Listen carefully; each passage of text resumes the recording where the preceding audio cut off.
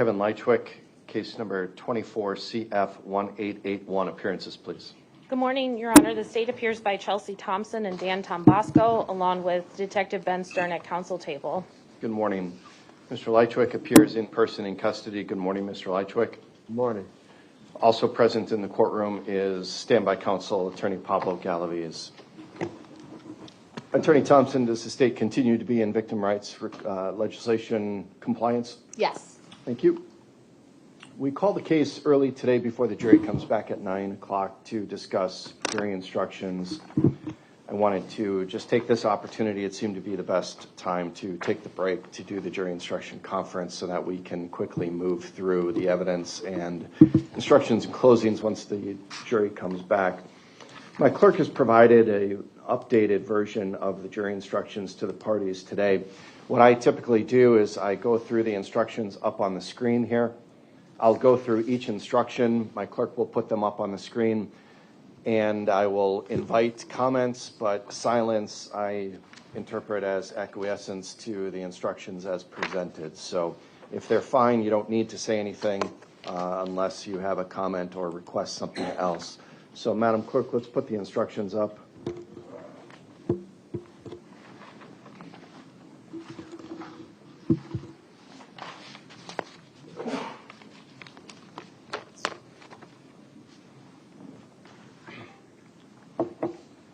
We start with 100. That's a standard instruction. Any issue with 100? None from the state.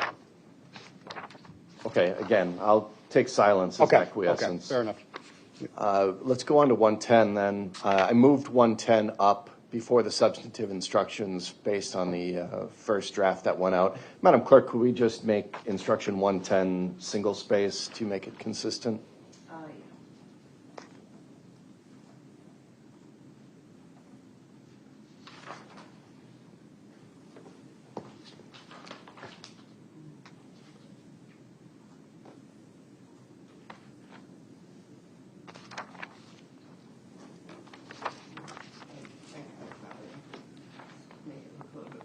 Okay, she'll fix the formatting a little bit, but substantively 110 just mirrors the charging language in the information. I am going to change victim A to Carlos Maldonado. I understand the victim designation in the charging documents, but at this point, Mr. Maldonado has been referred to by name. Any other changes to 110? All right. Instruction 70. I inserted here. I also have the additional line that's not standard in 70. It's about standby counsel being appointed.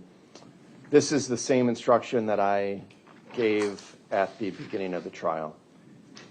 Any changes to 70 as presented? Okay. What I propose here is to add something to 70 to address the defendant's clothing.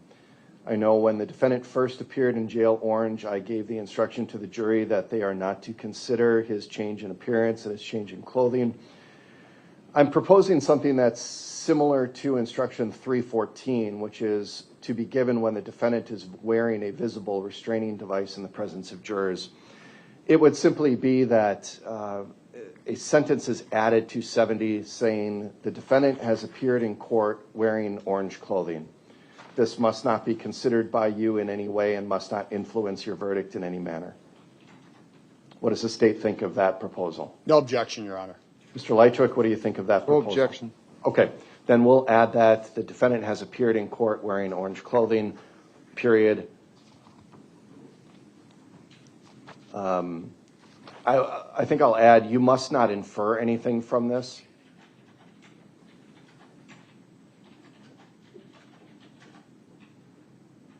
And this must not influence your verdict in any manner. Period. This must not influence your verdict in any manner. And also change the spelling. I think you got infer now. I-N-F-E-R. All right, as presented, is that still okay with the state? Yes. Mr. Lychwick? Yes. Very well. Then instruction 110 is the standard first-degree intentional homicide instruction. It does use the victim's name. Madam Clerk, can you make this left justified, please? So just highlight the instruction and then, no, just the individual text. Nope. Below that, line below that, you see the center is highlighted? To the left of the center. Nope, other one. There we go. And then put a paragraph. You want me to do it to every? Yep. Sure. And then could you, first paragraph or first line indent on those paragraphs too? Oh, yeah.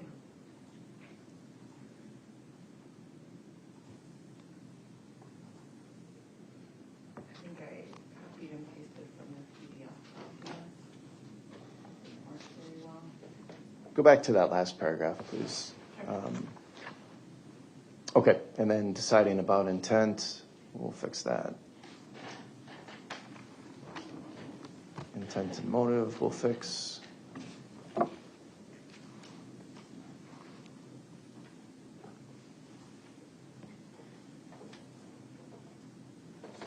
Any other changes to 110 or requests for any additional instructions from the state? No, Your Honor. Mr. Lychwick? None. Very well. Then 194 is standard. If we can just put the first line indents, thank you. And then for elements, please separate out 1 and 2. So put 2 on the second line and give it one more space in between there. Sure. Thank you. Other than that, that instruction is standard. Any changes? Okay. 140 is a standard instruction. Madam Clerk, if you could just put extra spaces between the text and the heading. There you go, just like that.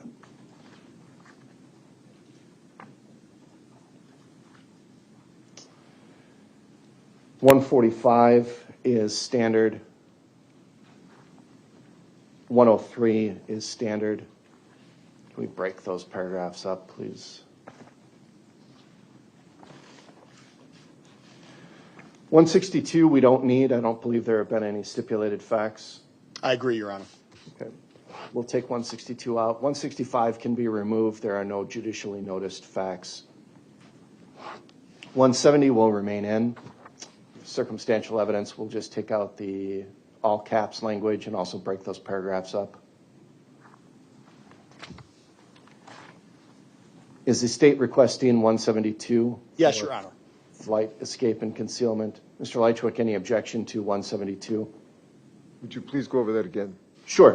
172, a flight, escape, and concealment is a supplemental instruction to the circumstantial evidence instruction of 170. What it says, or how it would read, is that evidence has been presented relating to the defendant's conduct after the alleged crime was committed. Whether the evidence shows a consciousness of guilt and whether consciousness of guilt shows actual guilt are matters exclusively for you to decide. The state is requesting that. I'll hear an objection if you have one. So the state wants this in? Yes. I object.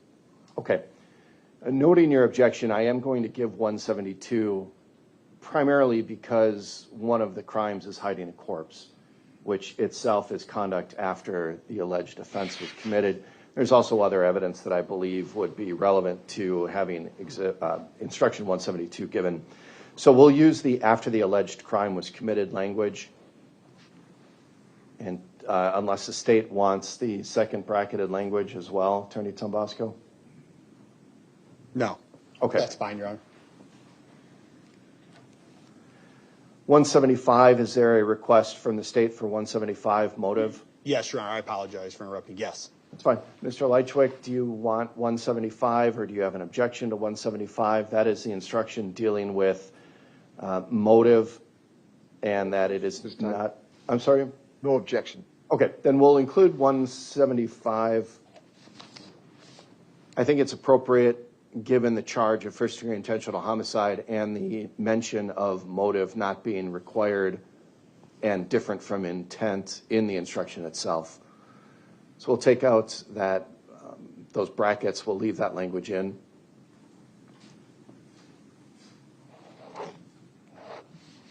And then we'll leave that second paragraph as is. All right. 180 deals with statements of the defendant. The state has introduced video statements, so the court will give 180, and we'll use the plural.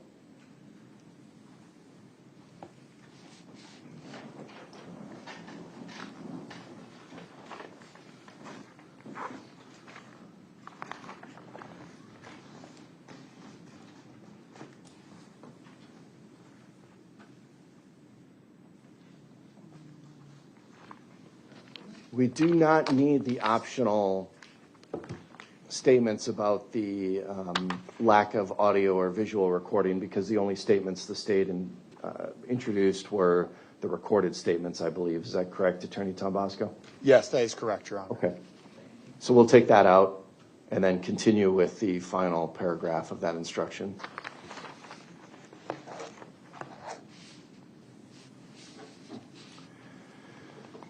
Instruction 270, I don't believe we need. We can take that out. 157 will stay. I will modify 157 to say, right, remarks of the parties or parties. And then I'll say remarks of the parties are not evidence. Any objection to that change, Attorney Tom Bosco? No, agreed, Your Honor. Thank you. Mr. Lychwick? None, thank you. 154 is summary. The state did introduce that timeline, which would be a summary. So based upon that alone, the court will allow 154 to be read. 155 is standard for exhibits. 148, we did have objections and evidence received. We'll change objections of counsel to objections of parties.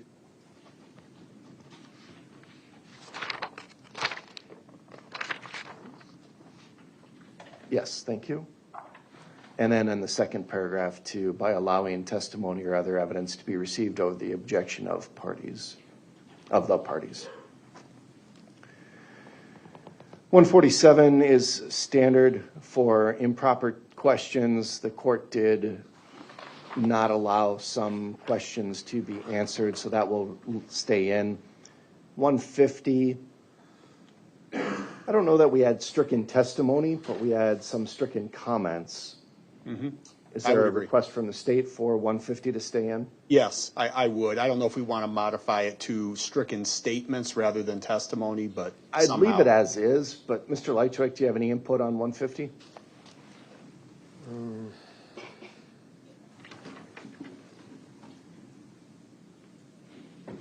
I have no objections. Okay, I'll leave 150 as is. 190, weight of evidence is standard. 195, juror knowledge is standard. 300, credibility of witnesses is standard. Could we just break those paragraphs up a little bit for ease of readability?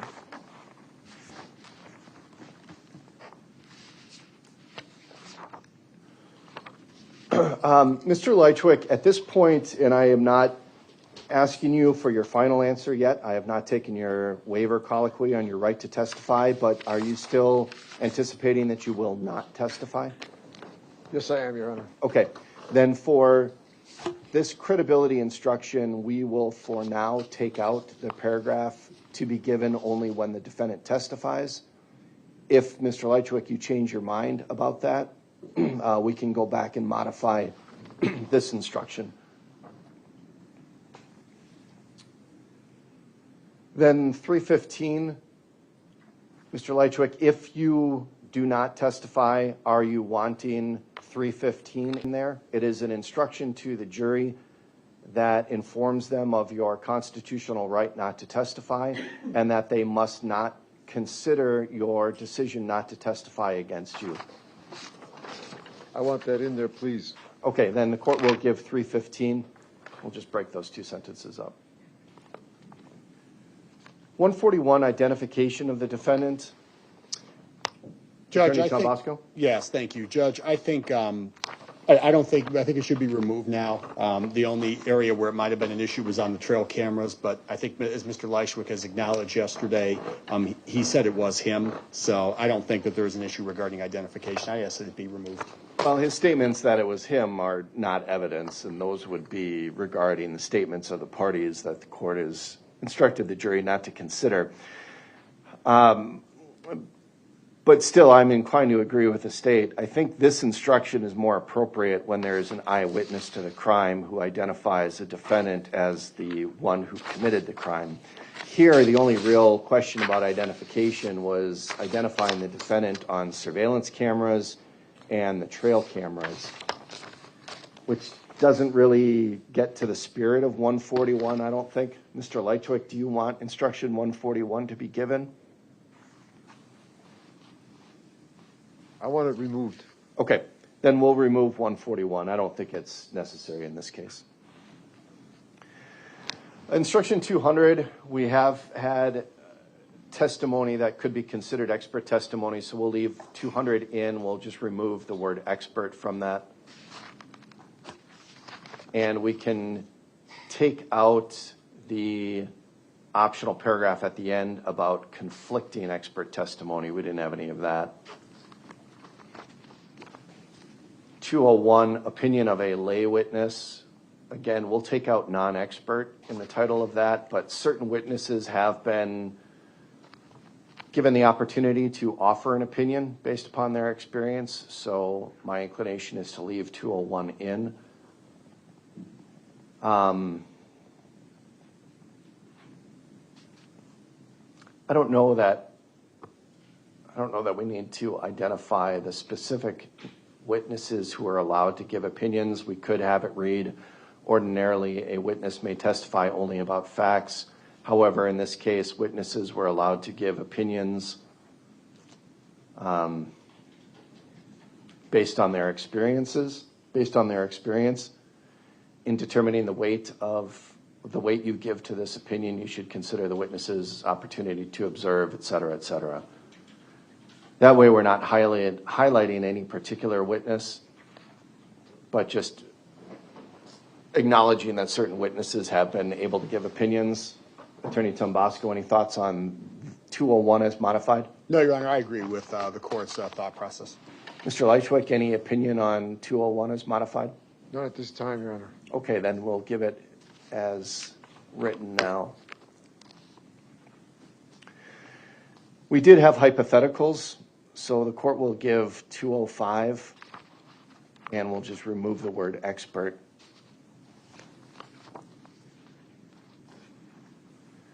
.320,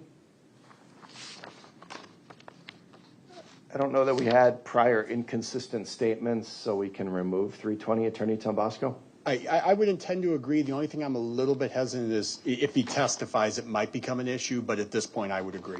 Sure. If Mr. Lychwick testifies and that becomes an issue, we can add it. Otherwise, 320 will come out. 325 can be removed. We do not have any witness with prior conviction. 327 similarly can be removed. 340, credibility of child witness, can be removed. 160 is standard. We'll change that to parties. Thank you.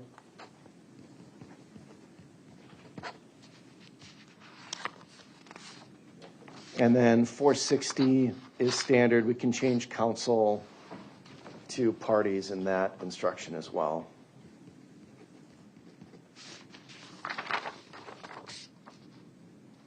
Let me just put the parties in both of those changes just to make it read a little better.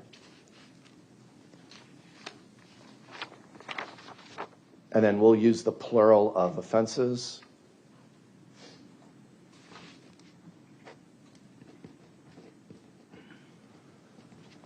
And then 480.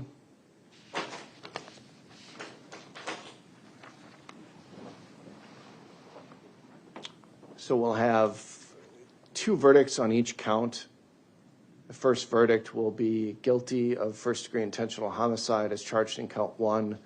Second will be not guilty of first-degree intentional homicide as charged in count 1.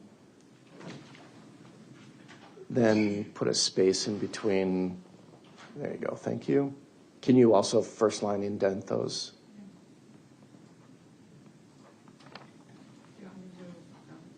Yes, please. Thank you. Then similarly, we have guilty of hiding a corpse and not guilty of hiding a corpse as charged in count 2. Otherwise, that instruction is pretty standard, and then our verdict forms will mirror that language. Then 515 is a standard instruction. Excuse me, Your Honor. Yes, sir. Could I have 480 reworded for reversing this to one reading, we the jury find the defendant, myself, not guilty, before guilty is placed in the text? Any objection from the state? That's fine, Your Honor.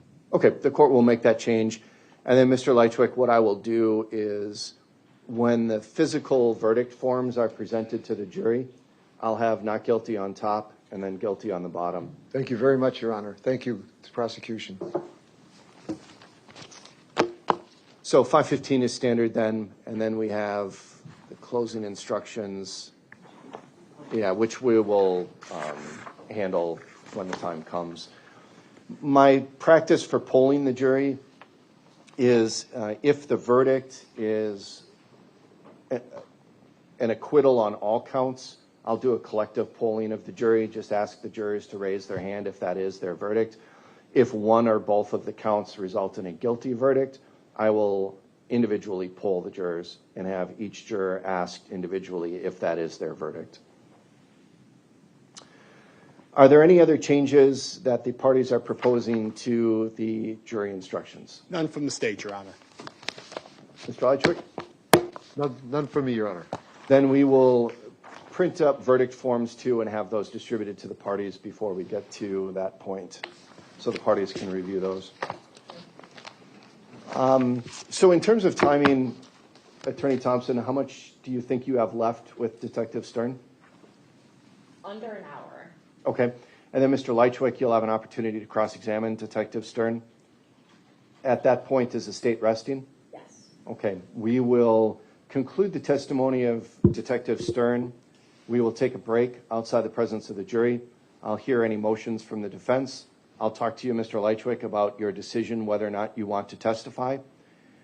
If you do not testify, you have no other evidence that you're presenting. Is that correct? I would like to enter into evidence my defense exhibits 1 and 2, the Axon body footage chain of evidence log is for Officer DeBaca and Officer Tyndall for the car stop on the night of 1 December 2024. So this is just a chain of custody log for that body camera? Yes, and I believe it's probably already entered into evidence, but I want it entered specifically as my defense exhibit 1 and 2 as proof of to support my allegations of tampering of evidence. Mr. Lychwick, the only body camera that's been introduced as evidence in this case is the body camera of Detective Stern. And it was only the 2 clips from the interview with you outside your apartment during the execution of the search warrant. There have been no other body cameras introduced into evidence in this case, and the jury has not seen any other body cameras in this case. So the chain of custody doesn't relate to Detective Stern's body camera, correct? It does not. Okay. So you are not intending to play the body cameras of those officers, are you? I could, but I am not able at this time to demonstrate the tampering that was done to it. I don't have the wherewithal to do that at this time. I've been trying to do that over this past 18 months. 8 months when I discovered, through discovery, that the footage was tampered with both digitally, visually, and audially. What witness are you going to introduce those exhibits in through? I don't have an expert witness at this time. I wasn't able to come up with one. I'm still searching. Is the state stipulating to the admission of those exhibits? No. Okay.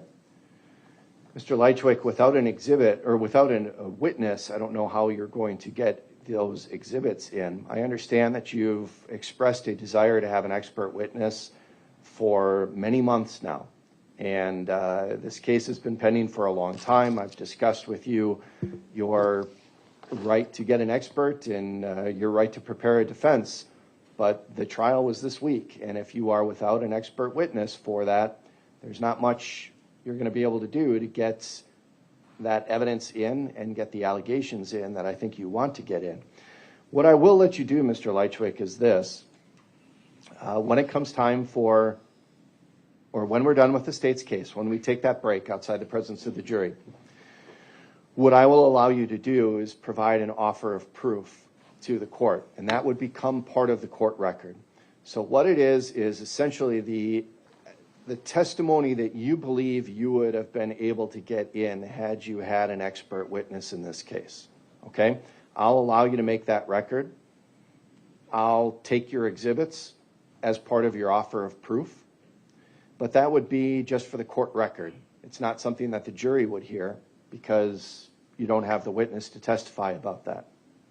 So for purposes of appeal, if you want to appeal this case, if you are convicted, your offer of proof would at least be part of the record then. At this point, it sounds somewhat fair, Your Honor. Okay. Well, we'll take that up again when we take the break at this close of the case. The close of the state's case. All right, thank you, Your Honor. Mr. Lychwick, then if you do not testify and if you do not have any evidence, would you like to formally rest in front of the jury where you say the defense rests, or would you like me to do that on your behalf?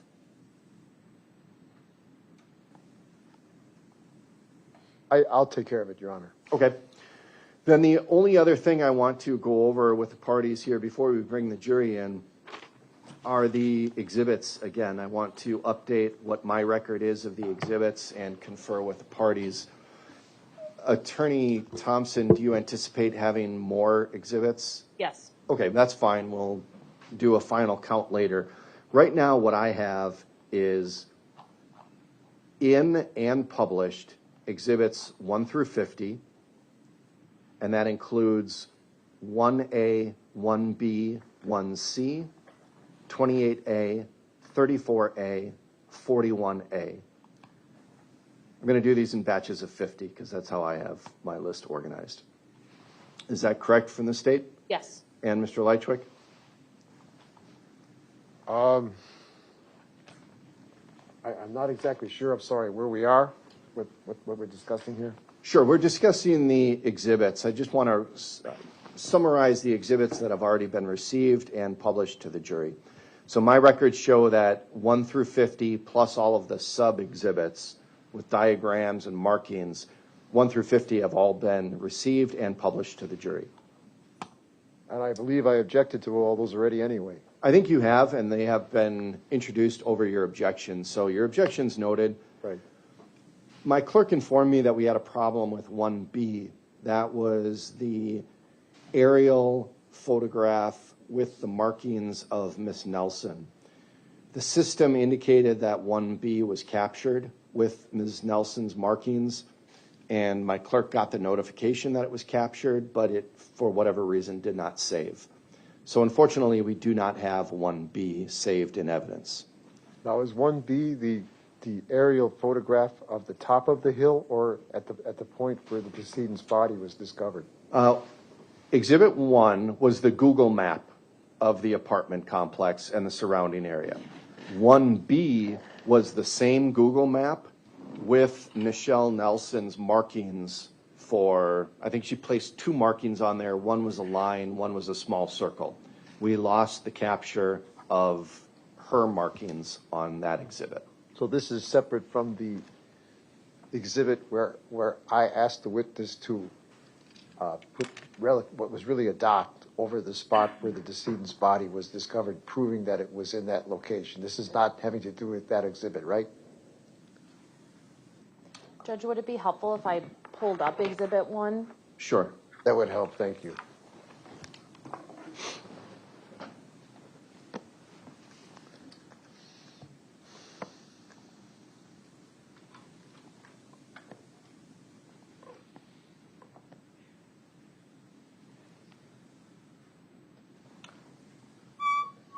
So, Mr. Lychwick, this is Exhibit 1. Right. And then Exhibit 1B was this same exhibit, but with Ms. Nelson's markings for Let me review my notes here. I'll tell you.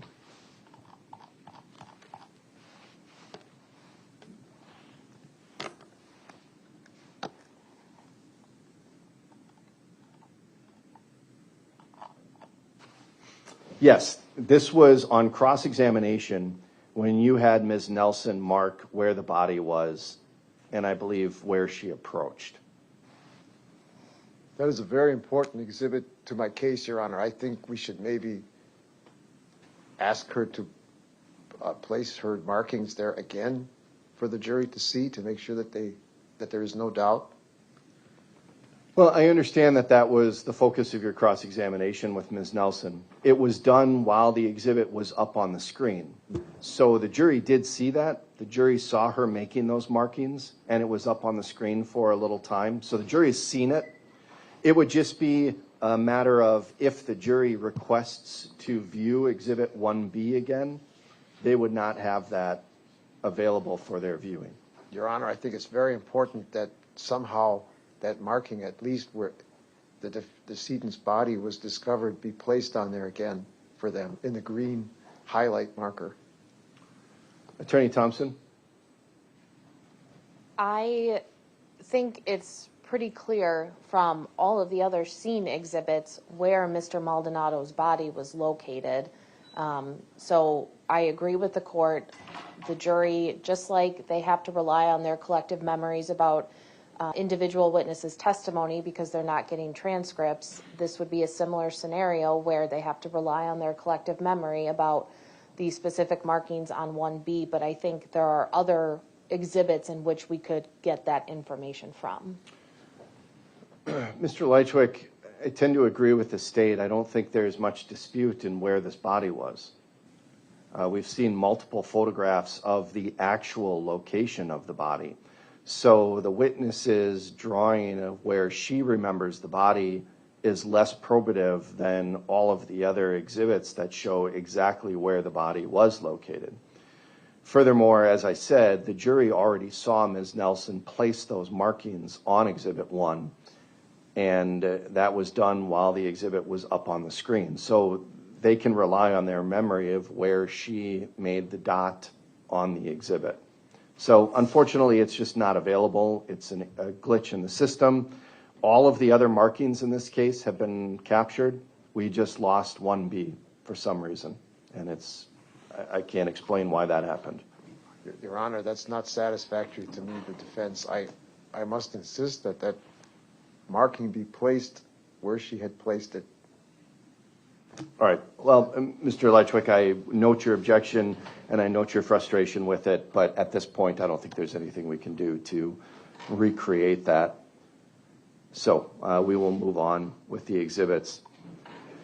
For the next batch, 51 through 100, I have all of those received into evidence, and they have all been, that also includes 59A, 80A, 81A, and 87A. All of those exhibits have been published to the jury except for 58, which is the Wiedenhoft CV, 75, which was Ms. Gumman's CV, and 76, which was Ms. Gumman's report. Does the state agree? Yes. Mr. Lychwick, do you agree on that? I don't really understand what I'm agreeing to again at this point. I'm just recapping which exhibits have been received and which exhibits have been used with the jury. Have I objected to those particular exhibits already? Most likely you objected to some of them. A number of them were received while you were sitting mute and not participating. So I don't remember which ones were received over your objection, but your objection, if you made them... They've been covered already, Your Honor. Yeah, it would be covered already and it would be part of the court record. Well, at this point, I don't think there's much I can say about that then. For the next batch, 101 through 150, I have 101, and then I have 108 through 143, and 145 through 150. That includes 145A, 146A, and 150A. All of those exhibits have been used with the jury except for 108, 109, 110, 111, 113, 115, 117, 140, 142, 143, and 149. Does the state agree? Yes. Mr. Lychwick, do you have anything different on that? I don't really know what these exhibits are. I probably have them in my files here somewhere, but it would take too long to go through them and look at them, and I don't have access to a computer, so I can't just, bring them up. I don't know what I'd be agreeing to or disagreeing to. Okay, well, if the time comes, the bottom line, Mr. Lychwick, is that it's your responsibility to keep track of the exhibits too. The official court record of what exhibits will be received will be maintained by my clerk. I'm just trying to do a courtesy to the parties to verify that my clerk has the correct information. So that's all. The official record will still be maintained by the clerk. All right, the next batch, 151 through 200, I have all of those exhibits received into evidence except 153 and 154, which were the 2 boxes of Luger ammunition. There was no 181. Otherwise, everything else is in. And as far as publication to the jury, the ones that have not been published are 151, 151A, 153, 154, 155, 156, 177. That was one of a series of photographs of the L2 vertebrae with Dr. Scheel. The others were used. 177 I did not mark as actually having been used. 179 was not in and not used. I should have specified. I think I forgot about that one. 179 was not in and not used. Otherwise, is that consistent with the state's list? Can you please repeat what you said regarding 153 and 154, which is the boxes of ammunition? I thought I heard you say they were not admitted. I have them marked as not admitted, Madam Clerk. Okay.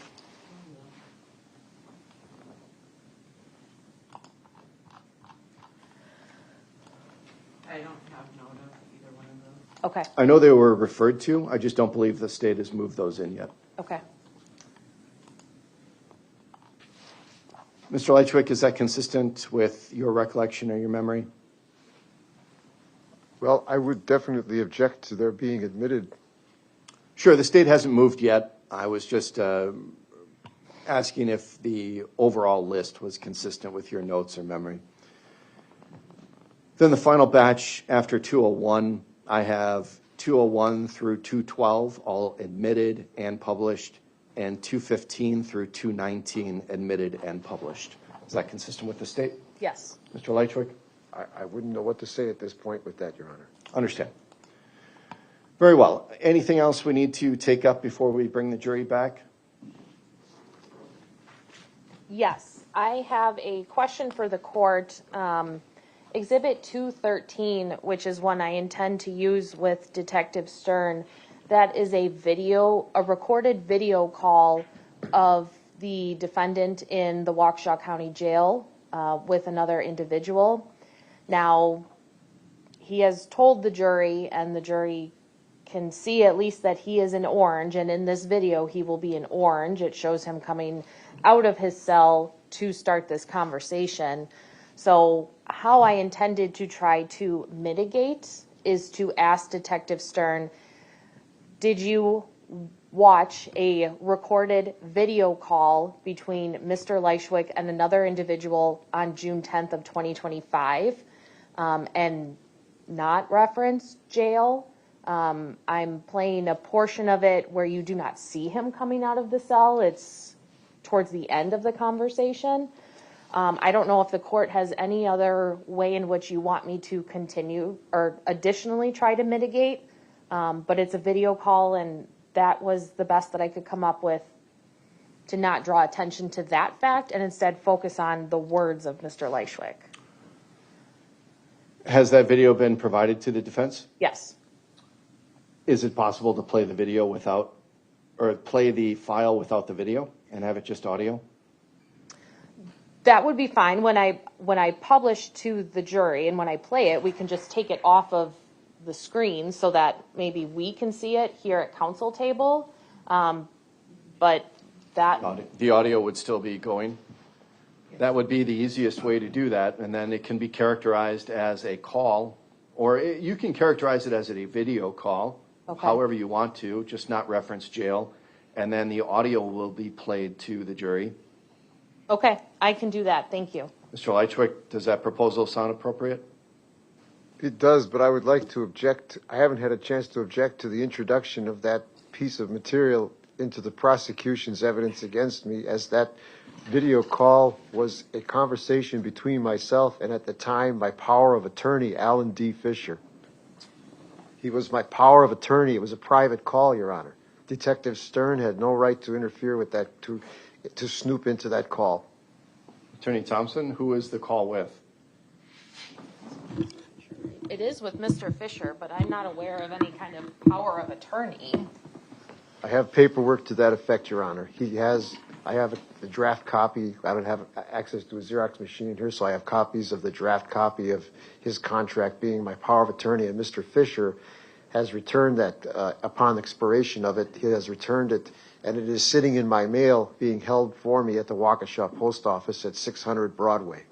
What do you have in your possession, a draft contract? The draft of the actual contract with Mr. Fisher being my power of attorney.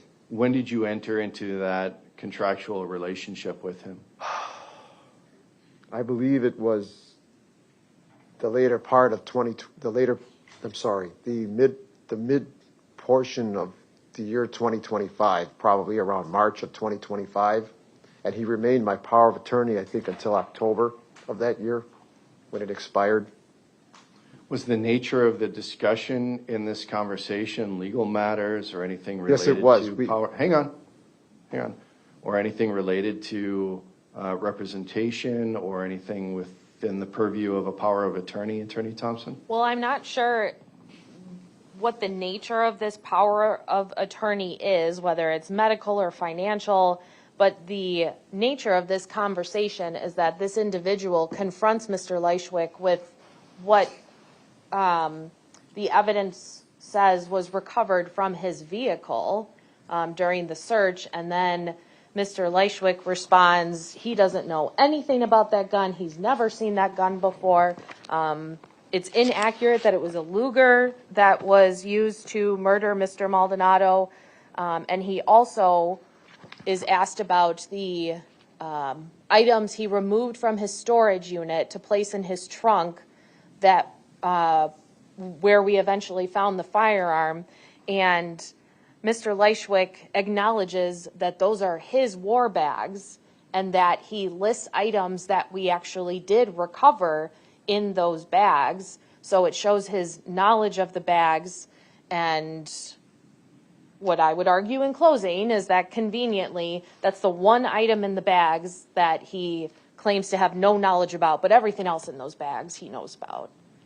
So it's relevant specifically to this case, but they're not talking about legal theory in this section. If the court would like to have an in-camera review, I can certainly do that. I have the timestamps, but this is specifically related to his acknowledgement of his war bags and the firearm recovered. Mr. Lychwick, what was the nature of your relationship with this individual in terms of power of attorney? Was this for health care, financial, or what? It was for everything, Your Honor. He was looking after my interests. He had my life in his hands. I had no one else outside helping me at the time. He was my de facto legal presence outside. He was trying to help me legally as well, find legal representation. He had right to know about this case. He was curious as to, he had looked up, with my permission, the criminal complaint and studied it over, and he was wondering what was in these bags that they were writing up, having taken out of the trunk of my car. And I unashamedly apprised my power of attorney what was in there. And it was, again, I stressed this was a private call between me and my power of attorney. Well, Mr. Lychwick, What did the contract say? Was it a financial power of attorney? Was it a healthcare power of attorney? It didn't specify. It specifies he is my power of attorney. This is a testimonial that you are my power of attorney. I don't believe I have it with me. It's in another file, but I can bring it for the court. I can access it for the court. Is it in your materials in your cell? It's in my materials in my cell. I just can't. It's one of my files in there. Attorney Galaviz, do you have any knowledge of the power of attorney and what it would encompass?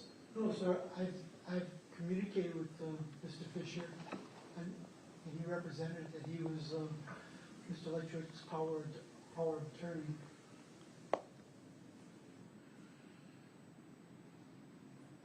How long is the video? The clip itself, I would be playing from 24 minutes and 37 seconds to 26 minutes and 6 seconds. So it's a 2-minute or so video clip? Yes. And this is for the purpose of tying the defendant to the items that were recovered in his trunk in his car that he was driving at the time the items were recovered, after police watched him remove those items from the storage unit that lists to the defendant, and the defendant contracted to rent. Yes.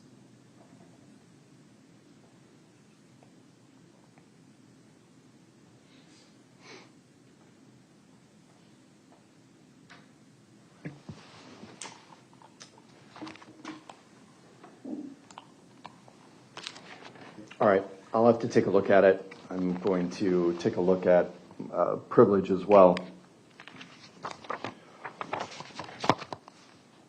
Let me do that now. Do you have it on a thumb drive?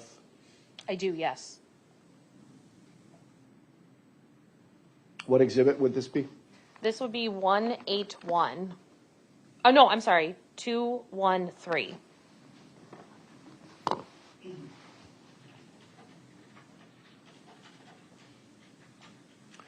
While the court is reviewing that, Mr. Lychwick, would you be able to find the contract that you have in your materials? If I could have access to my other files, I'm sure I could locate it, Your Honor. They're in your cell? You know what? I just might have it with me because this file contains my attorney. All right, why don't you take a look at your materials? Attorney-related business. It might, but then I might have filed it with. Let me check here, Your Honor, please. And the state, let me check. I might have it. I just might have it here. This is my attorney sub-file. But I may have.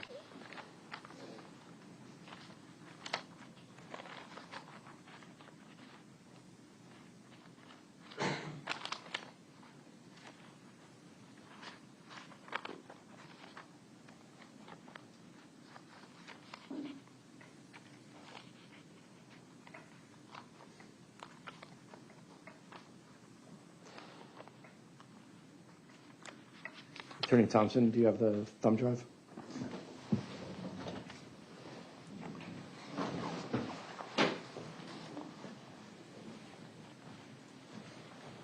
All right, we'll take a short break. I'm going to review this. What was the timestamp again, Attorney Thompson? 24 minutes and 37 seconds through 26 minutes and 6 seconds. And is it labeled as Exhibit 213 on here? Yes, it is. Okay, Mr. Lychwick, while I'm reviewing this, you can go through your documents. We'll stand in recess.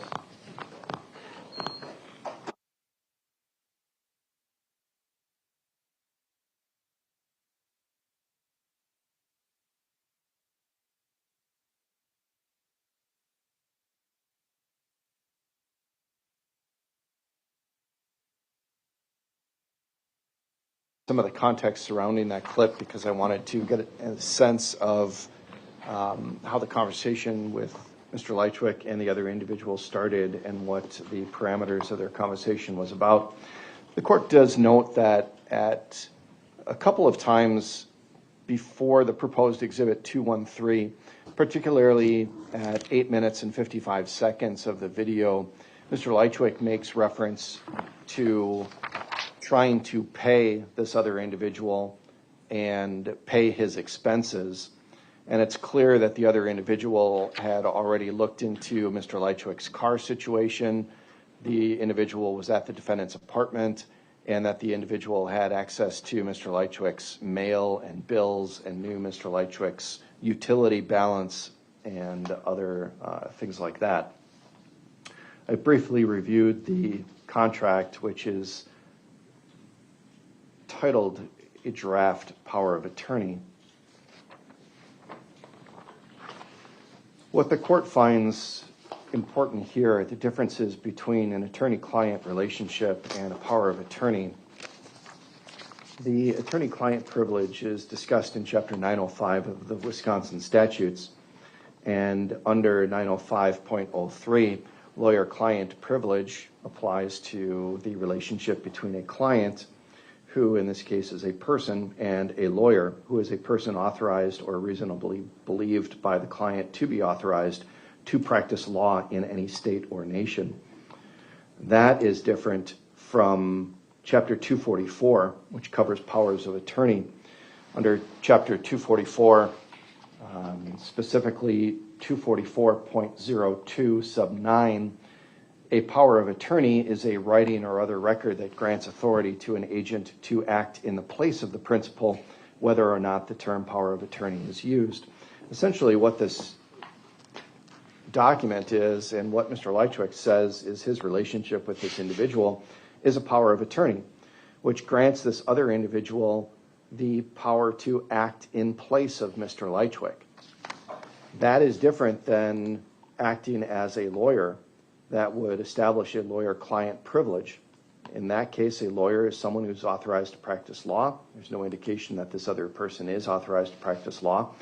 And throughout the conversation with this individual, Mr. Lychwick makes reference to consulting with his lawyer. So this was during a time when Mr. Lychwick had representation of a criminal defense lawyer to handle this case. Mr. Lychwick had conversations with the other individual about his lawyer. And the portion that the state proposes to be played from 2437 to 2606 is not in furtherance of legal representation. It's not asking the other individual to make certain representations to Mr. Lychwick's attorney. It's not asking this other individual to stand in Mr. Lychwick's place and have a further conversation with an attorney that would trigger an attorney-client privilege. So I don't believe that this conversation implicates a lawyer-client privilege. The power of attorney is much different than what would be considered a lawyer-client relationship. And therefore, for that reason, I will, over the defendant's objection, allow the state to play 213 from 24 minutes, 37 seconds to 26 minutes and 6 seconds. As I said before, we'll play it audio only so that the video does not demonstrate that Mr. Lychwick is in custody. If the video were played, it's clear that Mr. Lychwick is in jail. All right, the documents that Mr. Lychwick submitted will be made a part of the record, Mr. Lychwick, so that preserves your objection for appeal. Anything else then from the state before we bring the jury in? I would just note that when you, assuming that I have Mr. Fisher's name spelled correctly as Allenfisher,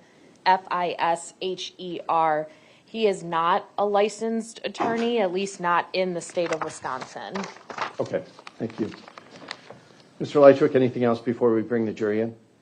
I can't think of anything, Your Honor. Okay, then let's call for the jury.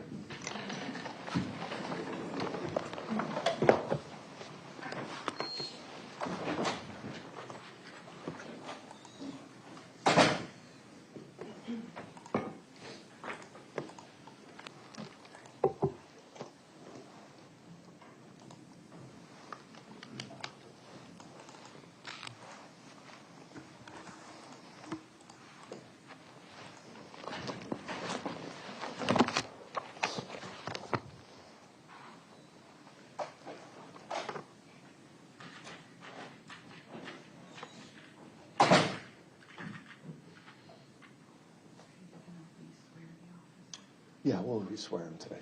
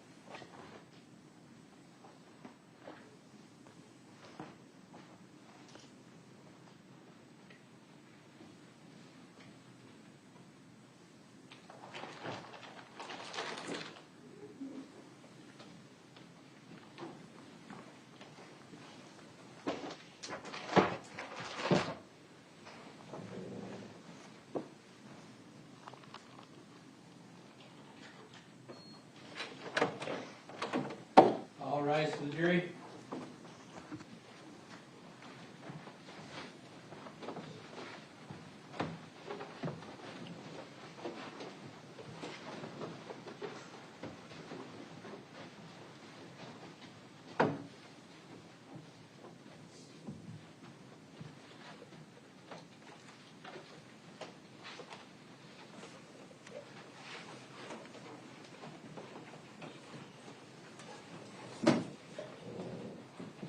Thank you. You may be seated.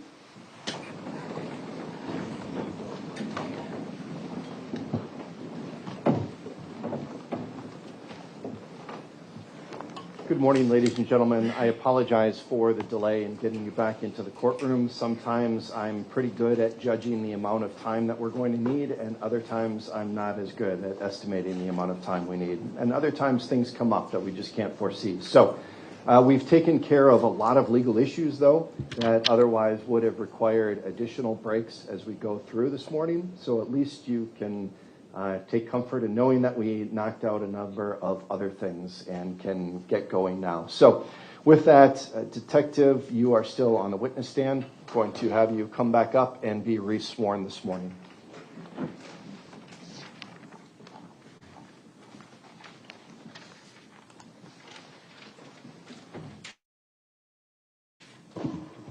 Do you swear that the testimony you're about to give in this matter before the court shall be the truth, the whole truth, and nothing but the truth, so help you God? I do. Attorney Thompson, you may proceed. Thank you.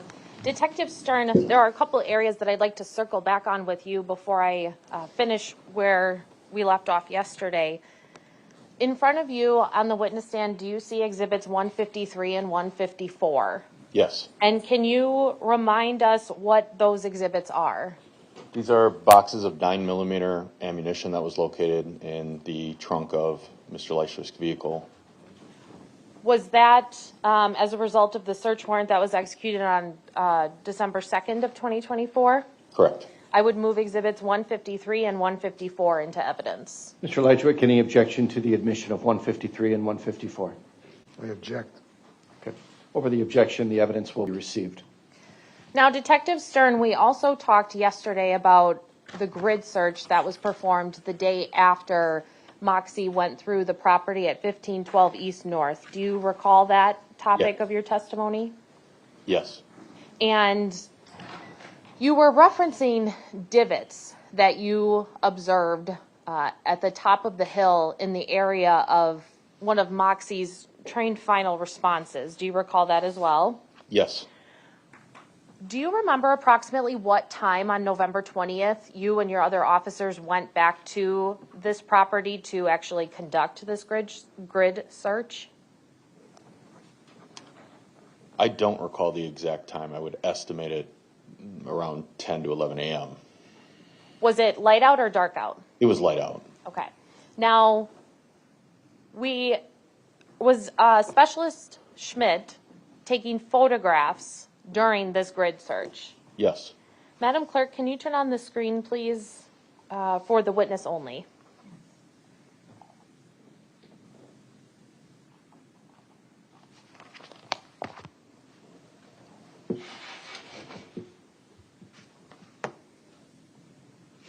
Detective Stern, I'm showing you what is marked as State's Exhibit 220.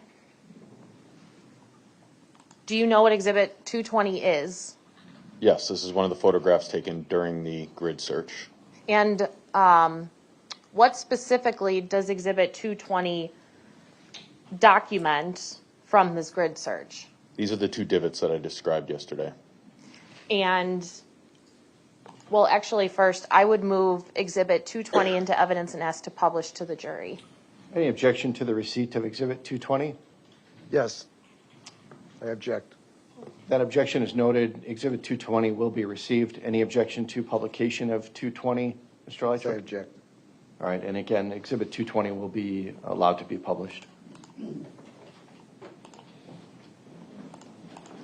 Now, first on your screen, Detective Stern, I'm showing you what has previously been admitted and published to the jury as Exhibit 87. Can you remind us what is in Exhibit 87? This is what we've been referring to as the top of the hill, the far back portion of the property at 1512 East North Street. And that further back where you see the more of the green coming up, that was the area that we discussed the final train response from K9 Moxie. And if we look at Exhibit 220, can you circle for me where you see these divots that you're talking about?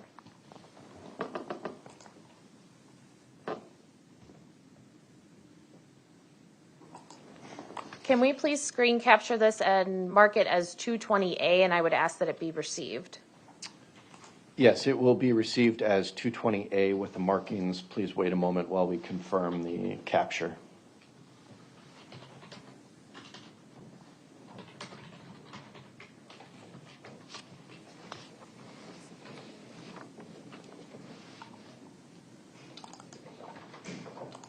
I have it. Now, Madam Clerk, can you please clear the screen for me? If we go back to Exhibit 87 here, Detective Stern, I'm going to ask you to mark 2 different areas of Exhibit 87, if you can remember. Can you please circle where Moxie had her final trained response in this area?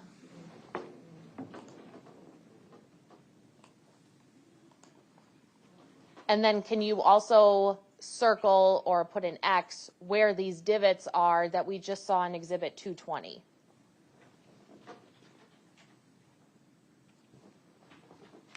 Can we please screen capture this and mark it as Exhibit 87B? And I would ask that it be received. It will be received as 87B, just to clarify the record. Then the first markings that the detective put include the green arrow, which is simply a product of touching the screen, and then the green line right above the arrow. The second marking for the divot was placed where the X is. Thank you.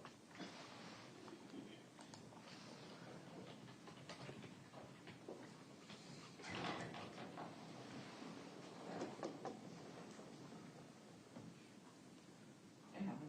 Thank you. Now, Detective Stern, on November 20th, when you and your fellow officers were conducting this grid search,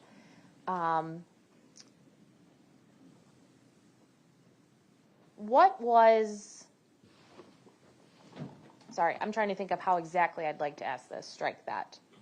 When you and your fellow officers are conducting this grid search, is it easy or difficult or something else to hear each other? It was difficult to hear up there. That was one of the biggest notices I noted, one of the things that we noted the most. This was the most amount of time we spent up there based on the methodical grid search that we were doing that day. We noted that you can't really see the road from there, and with the traffic noise during the daytime and some wind that was coming through, we were having difficulty hearing each other while we were speaking to each other. And we were speaking about that as we were conducting this grid search. Now, how far away are you guys from each other when you're conducting this grid search? I mean, as we're doing the grid search, if one person's working on one square and one person's working on the other, we're about 3 to 5 feet away from each other.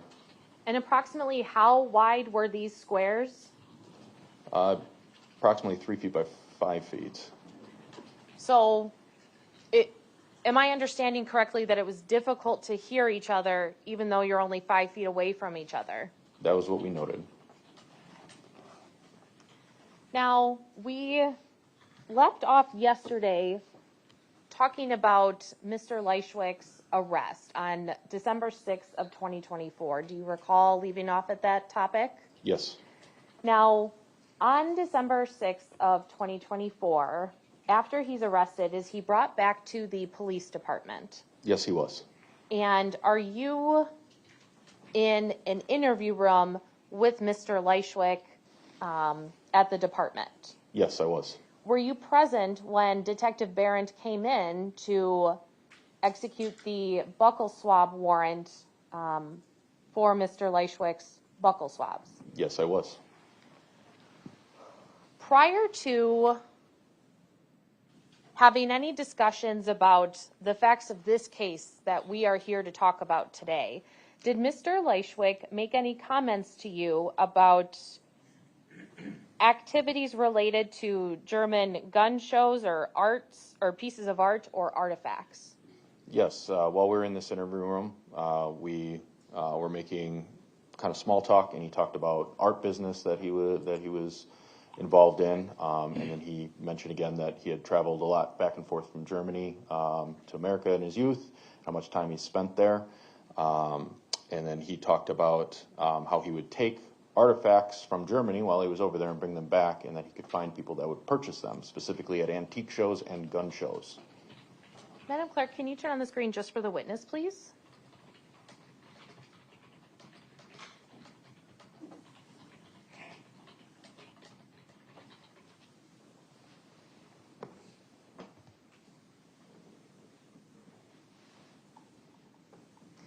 Detective Stern, when I say an interview room at the City of Waukesha Police Department, are those rooms equipped with audio and visual recording devices? Yes, they are.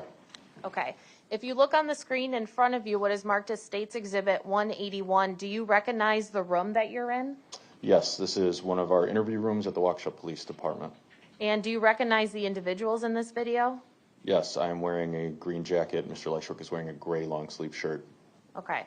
And this particular clip, which is 58 seconds long, does that detail the conversation or record the conversation topic that you just testified about? I believe it will. I would ask that Exhibit 181 be received, and I would ask to publish to the jury. Any objection to the receipt of Exhibit 181, Mr. Lychwick? I object.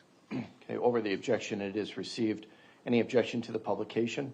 I object. Over the objection, it may be played with the jury.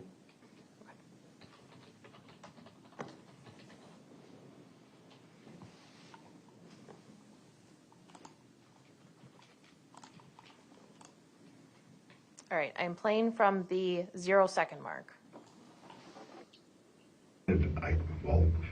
I was already selling antiquities and art since I was like 15, going back and forth from Europe. I started with the military antiques. My dad's buddies at work wanted this, and everything had to have a swastika. I still can't get over that. Really? Everything had to have a swastika with these people. I mean, the American collectors, everything, they want this Nazi garbage left over. And there was plenty of it left over in Europe. Right. Yeah. I was getting it for nothing over there, and I was bringing it back here, and I was making tons of money. And I was laughing at these people, you know, moth-eaten uniforms and flags, and these guys were almost fighting each other at the gun. I was selling them at gun shows. Yeah. And you had all these different types of people there at the gun shows. There's some crazy, Yeah. some crazy people at the gun shows. I'm telling you, I remember a lot of the gun shows I went to in Milwaukee, and the Milwaukee County tactical squad guys would be walking through checking for illegal stuff. Now, on strike that. Now, the one thing I was going to ask you about the buccal swab is, during your research into Mr. Lychwick, were you able to determine if he had an identical twin? He does not have an identical twin. Did you talk earlier about how he had a younger brother? Yes, he does have a younger brother. Okay. Now, did there come a time where you reviewed a recording that involved Mr. Lychwick and another individual on June 10th of 2025? Yes. And during that recording, was there a part where Mr. Lychwick referenced war bags? Yes. Okay. Can you give the jury a general overview of that particular part of that recording? Yes. During that recording, the individual asked him some questions about information that had been made public post the preliminary hearing. And he then basically discusses what was found in his vehicle. And he describes them as my war bags. He also accurately describes some of the things that were in the bags that we had located from the search, indicating to me that he knew about these bags and that these were his. They were not anybody else's. I object. What's your objection, sir? prosecution here has their witness inferring that the term war bags is sinister. But as an Air Force veteran, the detective knows that the bags we carried our equipment in were called war bags. Mr. Lychwick, your objection is noted. The jury can draw appropriate inferences from the evidence. It's their determination to make. So the objection is overruled, and as far as it relates to the admission of the defendant or the detective's testimony. Go ahead, Attorney Thompson. Madam Clerk, can you please turn on the screen just for the witness?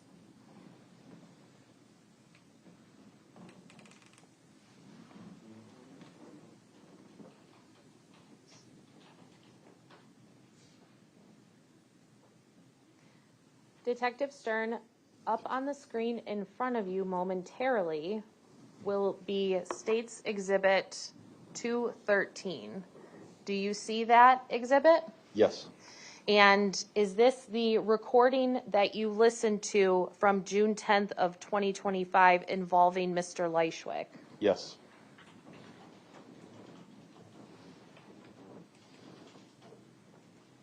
Had you reviewed this portion of the recording prior to your testimony today? Yes. And is it a fair and accurate depiction of the recording when you listened to it for the first time and notated that in your report? Yes. I would move Exhibit 213 into evidence and ask to publish the audio to the jury. Any objection to the admission of 213, Mr. I Lychwick? object. Okay, your objection, as previously discussed, is noted for the record. The court will allow Exhibit 213 to be entered into evidence. Any objection to the publication of the audio only, Mr. Lychwick? Yes. I All right, object. your objection's noted, and the court will allow audio publication of Exhibit 213. Okay.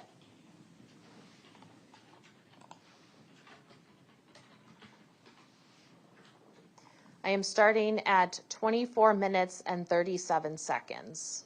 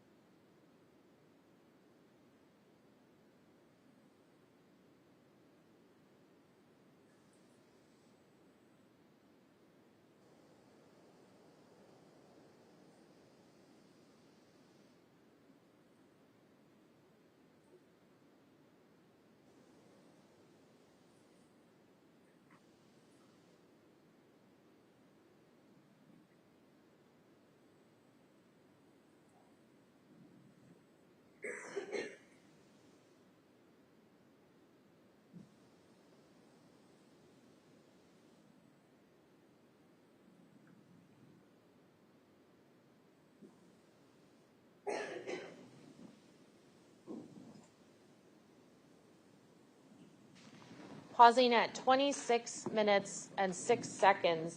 Detective Stern, is that the conversation that you heard when you first listened to this recording? Yes. Now, if we move on then to an additional warrant that you completed during the course of your investigation, specifically related to Mr. Lychwick's Gmail account. Do you recall that? Yes. And since the screen is still only up in front of the witness, I am going to show you what has previously been marked as State's Exhibit 214. This is a 12-page document, and as I scroll through, please follow along with me.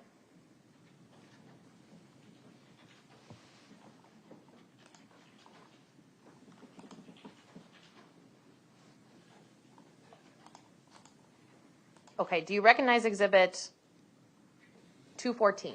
Yes. And generally, what does Exhibit 214 contain? 214 contains examples of search terms and visited websites that I received from Google in response to the search warrant that I submitted to them for this case. And how did you determine what Mr. Lychwick's Gmail account was? The Conrad Lychwick at gmail.com, as previously discussed, was discovered being used in his phone after that was forensically downloaded and examined. And when you reviewed those records, do you recall the time frame in which you received the records from Google? Yes, I requested and was approved by the judge for January 1st of 2024 until, I believe it was December 6th, the time of his arrest. Okay. Did you go through those Google returns? Thoroughly. And do you know about how many pages there were?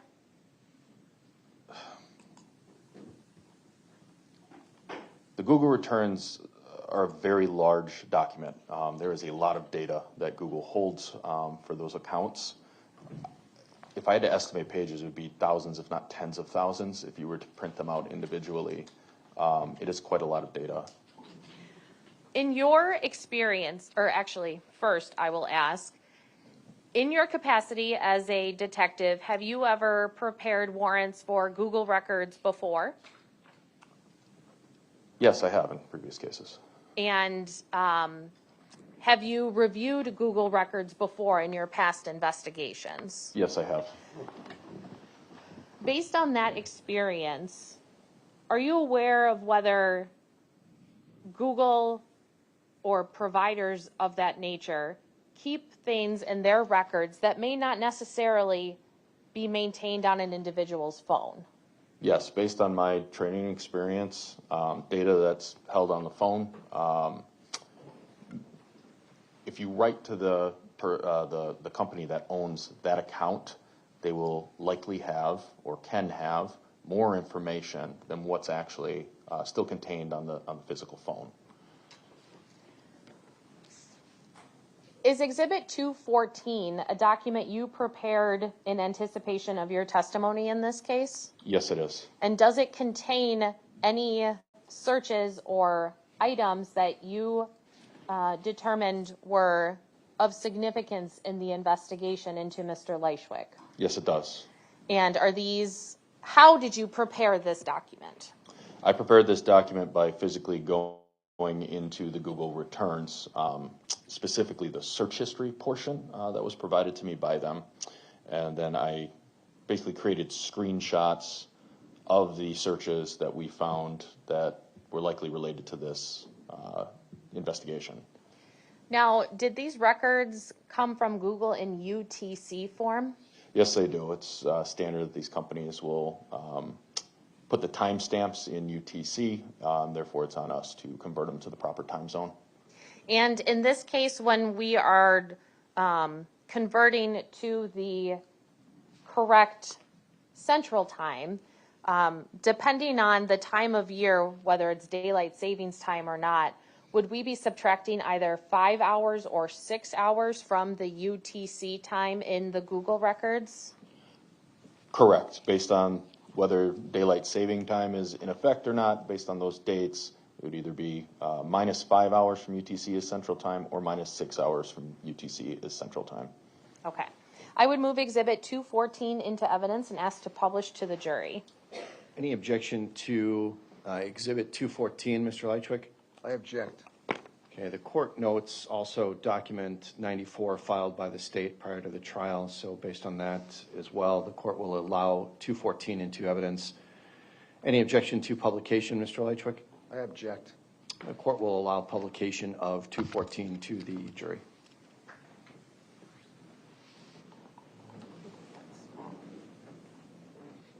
I am not going to go to the full screen. Instead, I will zoom in because some of this is a little small.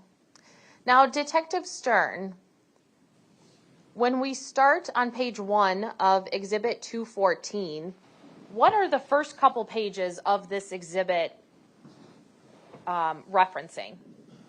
These are various visited sites or search terms regarding storage spaces from November 1st, 2024.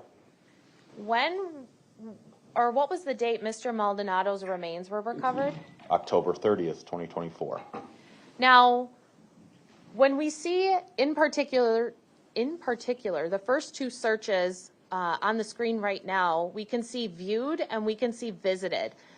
Do you know what the difference is between the two of those? I do not. Okay. Now, if we continue scrolling then, the next search that comes up, so now we have a total of 3 searches on page 1 of this exhibit.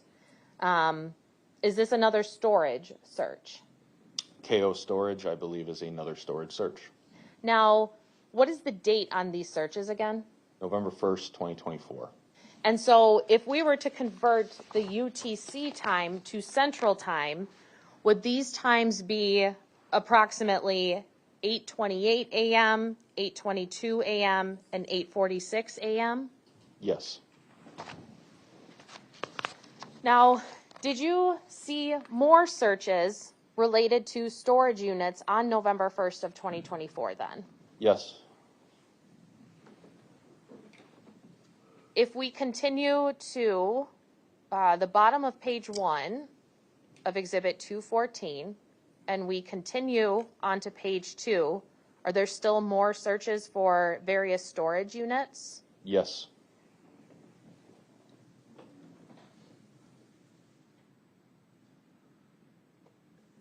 Okay, now continuing on to page 3, are we still seeing searches for storage units on November 1st of 2024?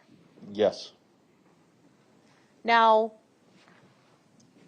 all of these searches between the first 3 pages of Exhibit 214, if the first one would have been at approximately 8:22 a.m. on November 1st, if we convert it to Central Time, from your review of the records, how long throughout the day was Mr. Lychwick searching for storage units?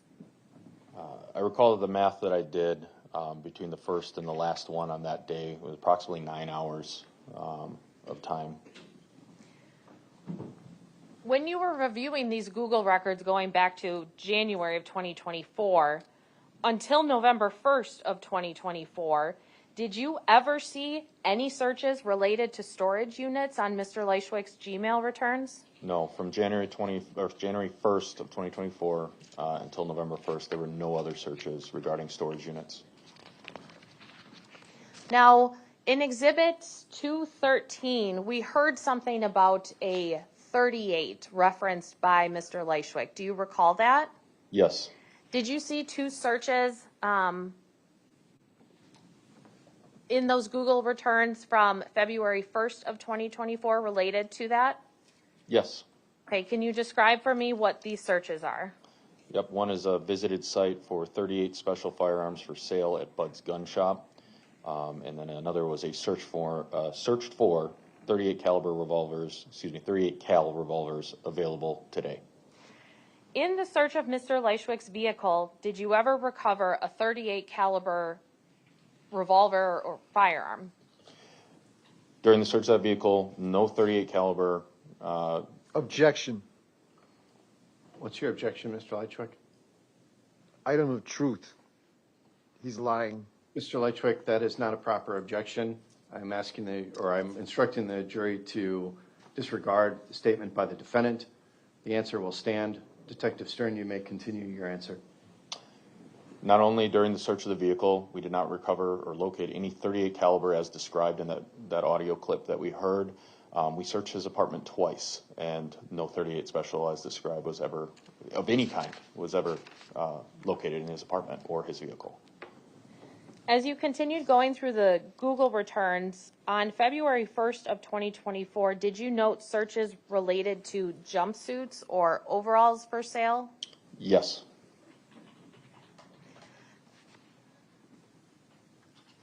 When we consider what is included in Exhibit 214 later on, did these particular searches become relevant to you in connecting to some of the later searches?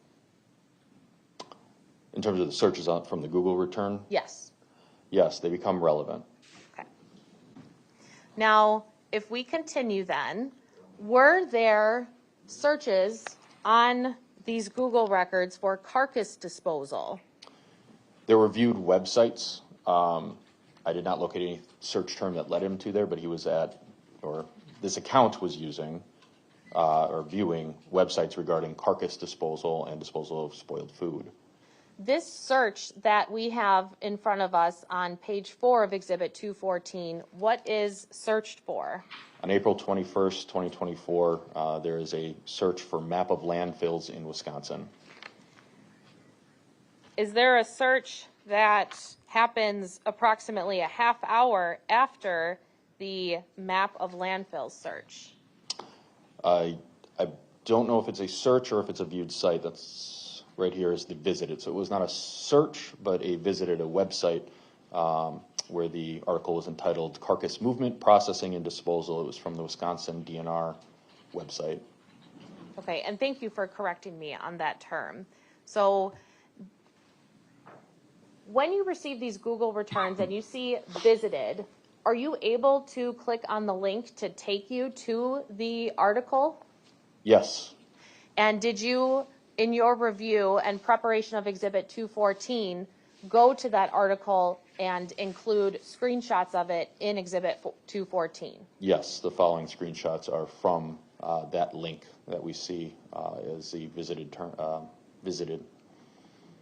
And April 21st of 2024, how many days is that after Mr. Maldonado was murdered? Approximately 7 days. And when we consider the date of this search in reference to the trail cam footage from May 2nd of 2024, how many days in between that are there? Approximately 10 days prior to the videos from May the 2nd. Now, if we continue scrolling on page 5 now of Exhibit 214, is this the article that we saw was visited regarding carcass movement? Yes. And can you describe for the jury then what information is contained in this article? Yeah, this article is talking about CWD, or I believe it's chronic wasting disease, with deer, moose, elk, and then it notes some sites where there are sample and disposal locations. If someone was to suspect that the animal they may have harvested might have CWD. I object. What's your objection? These inferences are unfounded, unproven connections with this case. Okay, as far as it relates to relevance, the court will overrule the objection on relevance grounds. And as for inferences, Mr. Lychwick, it is up to the jury to determine the proper inference to be drawn from the evidence introduced. So the court will allow the testimony to stand. Attorney Thompson? As we continue through Exhibit 214, does the article continue that you have screenshots here? Yes. Okay. Now, what are we seeing on page 6 of Exhibit 214? So this is the Wisconsin DNR's suggestion for how to dispose of a carcass. They're speaking about deer and harvested animals.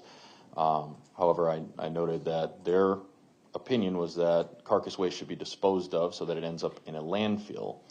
There was some other notable: dispose of your deer carcass waste in a landfill, transfer station, municipality curbside pickup. Bury the deer carcass. That was another suggestion by the DNR on how to handle it.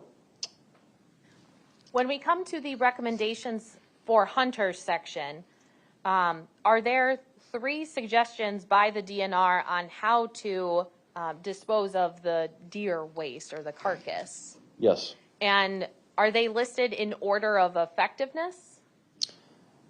Per Yes. the DNR. Per the DNR, the article indicates the following options are listed in order of effectiveness. Okay, what are the 3 options? Dispose of your deer carcass waste in a landfill, bury the deer carcass waste, or return it to the location of the harvest. As we continue then onto page 7, What did you note about the suggestion in this article about moving a carcass? The safest option for disposal is to ensure the waste ends up in a landfill.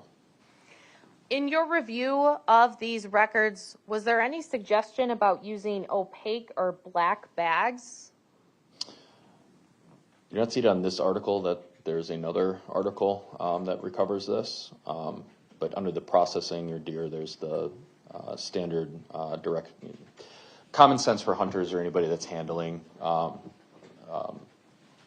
a carcass to wear rubber gloves and minimize contact and all that. As we, Objection. Your objection? The defendant was asked whether the color of the bags was important in this article, and he hasn't substantiated that. Okay. His explanation. So the objection is essentially non-responsive. The witness did answer the question and clarified that there was another article that dealt with that, so I'll allow the witness's answer to stand. Again, the jury can infer inferences. as we continue through and finish the DNR article, at the bottom of page 7 of Exhibit 214, is there a notation for another website that is visited? Yes, it was another article. This one is from the USDA. How can I dispose of spoiled food safely? And what is the date of that search? This is also at April 21st, 2024. Were you able to then place or follow that link and have a screenshot of what the user would have seen if they had followed that link? Yes, that link is depicted in the screenshot below the visited annotation. And what, if anything, did you observe that was relevant to the investigation into Mr. Lychwick? The USDA's suggestion in this article that was viewed by this account, it's very short and simple. When disposing of spoiled food or products possibly contaminated with botulism, place the food, swollen metal cans or suspect glass jars in a heavy opaque or black garbage bag. Close and place the bag in a regular trash container or bury it in a nearby landfill. As we continue going through the Google records, did you also observe searches for paper bags? Yes, I did. Okay, and are those denoted here at the top of page 8, both on April 21st of 2024 and April 22nd of 24? Yes. Now, we have heard some information from the Operation Starling note, which I believe was Exhibit 147, about Minnesota. Do you recall that part of the note? Yes. And as you go through these Google returns, did you see searches or visits or viewings related to Minnesota? Yes. Okay. Now, February 12th of 2024, what is this search? Latest Minnesota missing persons. Then, as we continue, is there a search from, actually, sorry, strike that. On page 8 of Exhibit 214, in the two searches closest to the bottom of the screen, what are these searches? There are two searched terms here. Can stress cause the tongue to swell up? Both of them are the similar search, yes. Okay. Now, right now, this date is April 16th of 2024 at 4:40 and 25 seconds a.m. in UTC. Is that correct? That's correct. So if we go back 5 hours, would Central Time actually be April 15th of 2024 at 11:40 and 25 seconds p.m.? Yes. What is the significance of that then related to Mr. Maldonado? It's approximately 24 hours after he would have been killed.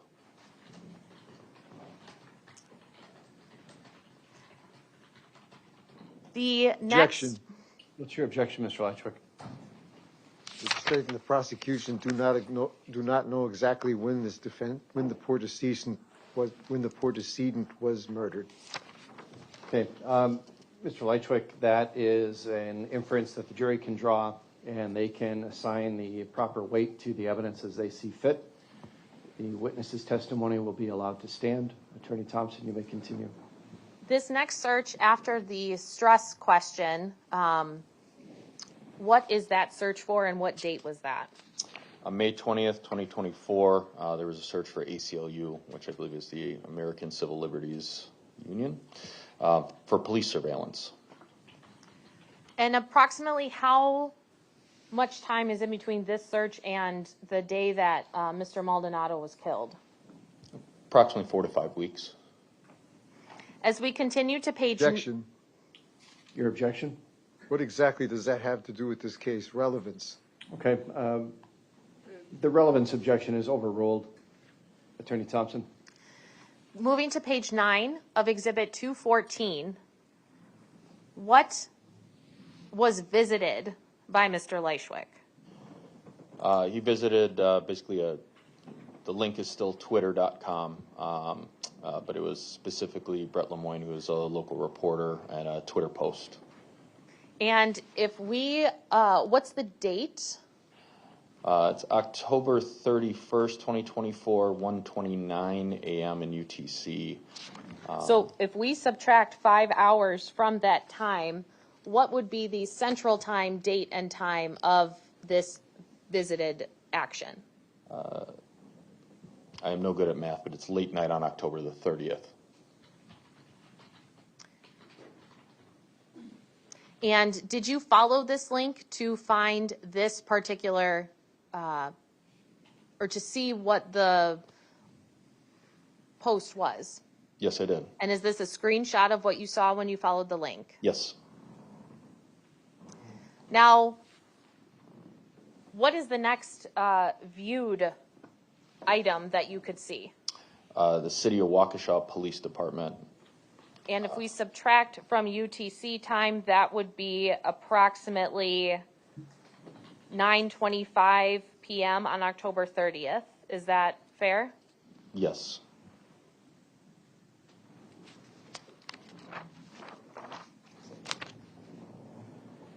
Now, Objection, Your Honor. What's your objection? At this point, I think everybody in Waukesha was looking up that site to see what was going on there, including my other neighbors. Mr. Lychwick, that's not an objection that would prevent the testimony from coming into the record. You can argue that inference, but it's not an objection to prevent the testimony. The testimony stands. Attorney Thompson, you may continue. the section that is on top of page 10 of Exhibit 214, the first box, if you could read that for us, please. Sure. November 25th of 2024, 3:43 a.m. in UTC. Search for Waukesha News for November shooting. And first, if we convert that to Central Time, would that then be November 24th at 10:43 p.m.? Yes. Okay. Now, in the context of this investigation and that timeline in Exhibit 164 we were looking at, what happened shortly after on November 26th of 2024? On November 26th, we executed the first search warrant at Mr. Lychwick's apartment. Okay. Oh, I'm sorry. Go ahead. Now, this is specifically a search that we can see. Is that correct? Correct. Okay. Now,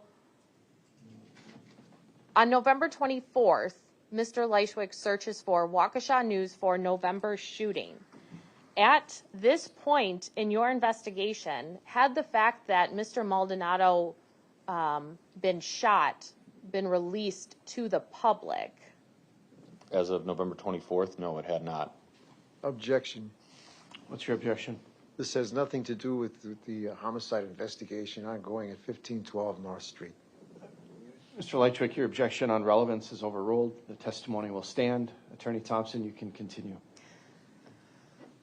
The next box that we see here on page 10 of Exhibit 214 What was visited? It was a news article entitled "Officers Find Body Wrapped in Tarp Near Frame Park in Waukesha." And again, in converting this, would that have been November 24th of 2024 at approximately 10:53 p.m.? Yes. Did you then follow this link to the article that was visited? Yes. Okay. In looking at this particular article, can you see when the original posted date was? Yes, October 31st, 2024. Okay. And now Mr. Lychwick is searching for this on November 24th of 2024. Is that correct? Correct.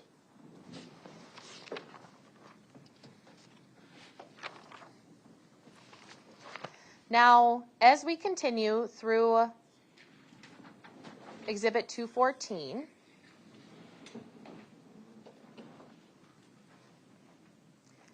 did you then see at the bottom of page 11 any search terms from January 9th and 12th of 2024 that had relevance to you?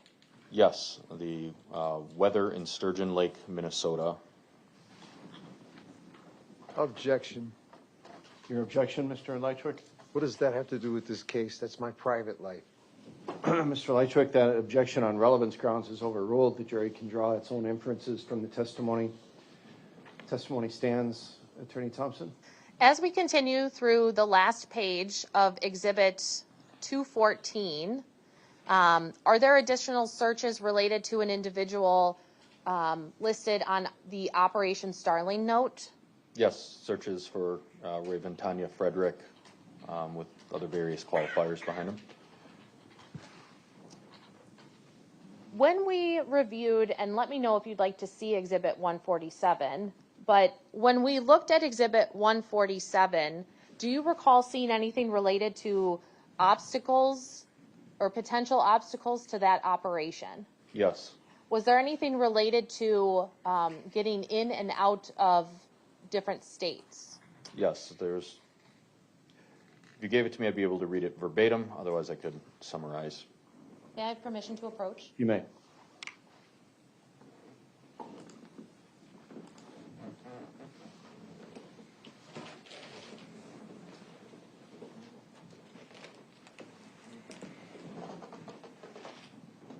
Okay.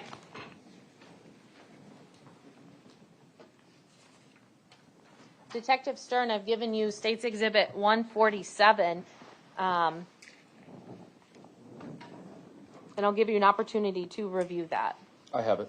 Okay. Is there anything in there about getting in and out of certain states undetected? Yes. Right here, obstacles to operation. It is secrecy and entering and movement in and around Minnesota without leaving a footprint. The last search on page 12 of Exhibit Objection. 2. Yeah. Are you objecting to that answer or this question? The answer and the question. Okay, I'll take your objection to the answer. I haven't heard the question yet, but what's your objection to the answer? The objection is that, quite simply, Mr. Lychwick, again, without testifying, give me your legal basis for the objection.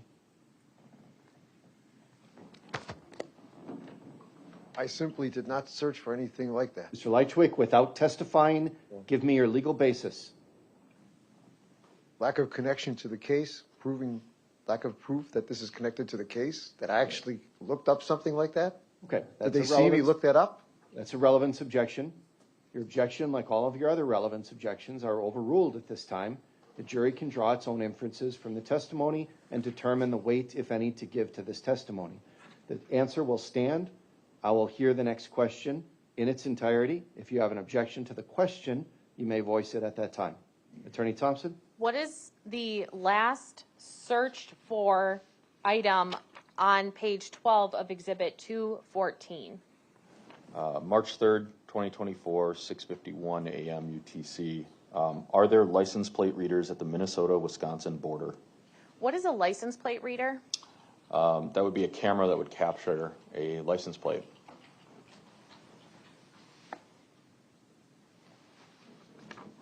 Thank you, Madam Clerk. You can take down the screen now.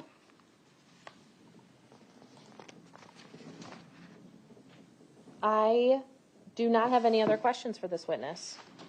All right, Mr. Lychwick, cross-examination.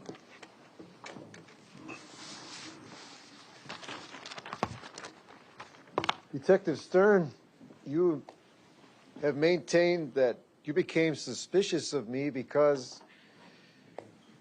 you stated that the victim's name was not on your search warrant, your first search warrant that you furnished me with on the 26th of November, 2024, and that I blurted out the victim's name while reading the search warrant. Is that correct? I first became suspicious of you when you were identified in the May 2nd videos. However, I understand, I know what topic you're speaking of, yes. But yet I have here a copy of the search warrant that was given to me in discovery, and the original copy of the search warrant is still in my apartment. And it states in there clearly. Well, hang on. I don't want you to testify. If you have a copy of the search warrant, you can show it to the witness. My bailiff can have it delivered to the witness. The state will be able to see it first.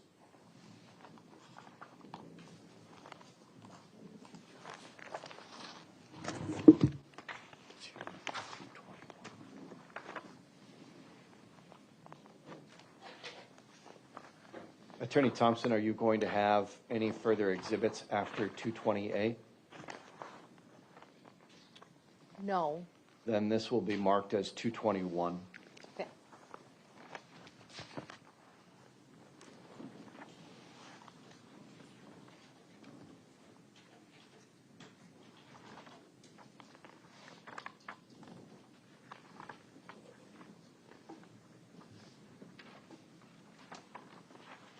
I refer the witness to look at page 2. Well, he has to have the document first. Mr. Lychwick, we're going to mark this as Exhibit 221. Okay. I'll have the bailiff show it to Attorney So Thompson. this is the final page of it. This is the final page of it.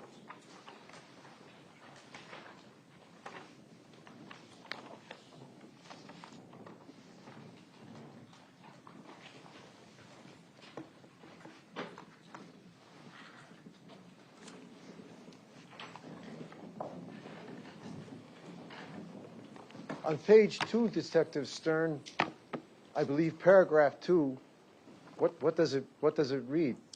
Carlos Maldonado's name is on this document. That's correct, isn't it? Isn't it, Detective? Yet you maintain in your official reports even and led this jury in court to believe that the guilty man would only know the victim's name, and that you're inferring that I was guilty of this crime because I blurted out his name and you're saying it wasn't on there. You were lying, Detective, weren't you? No, I was not lying. But you stated a fact that was not in evidence here, that was not real, that was not in reality. I did not testify to this during this trial. But you did maintain in your official reports that are being used in this trial that that's why you became suspicious of me. No. Again, the suspicion arose from the May 2nd videos. There is an error in my report where I believed that the name was not in there based on the draft that I had written. Oh, now you're admitting that there was an error, but you don't bother to clarify that before now. I'm going to object first. He didn't even let the witness finish. And second, it's argumentative. Okay, it is argumentative. I'm going to allow the witness to finish answering the question that you posed. Detective Stern? When I wrote my report, I did note his use of the name. I believe that based on the draft that I had written, which did not include the name, that was accurate. His name is on this warrant that was presented to him. Okay, Mr. Lychwick, your next question.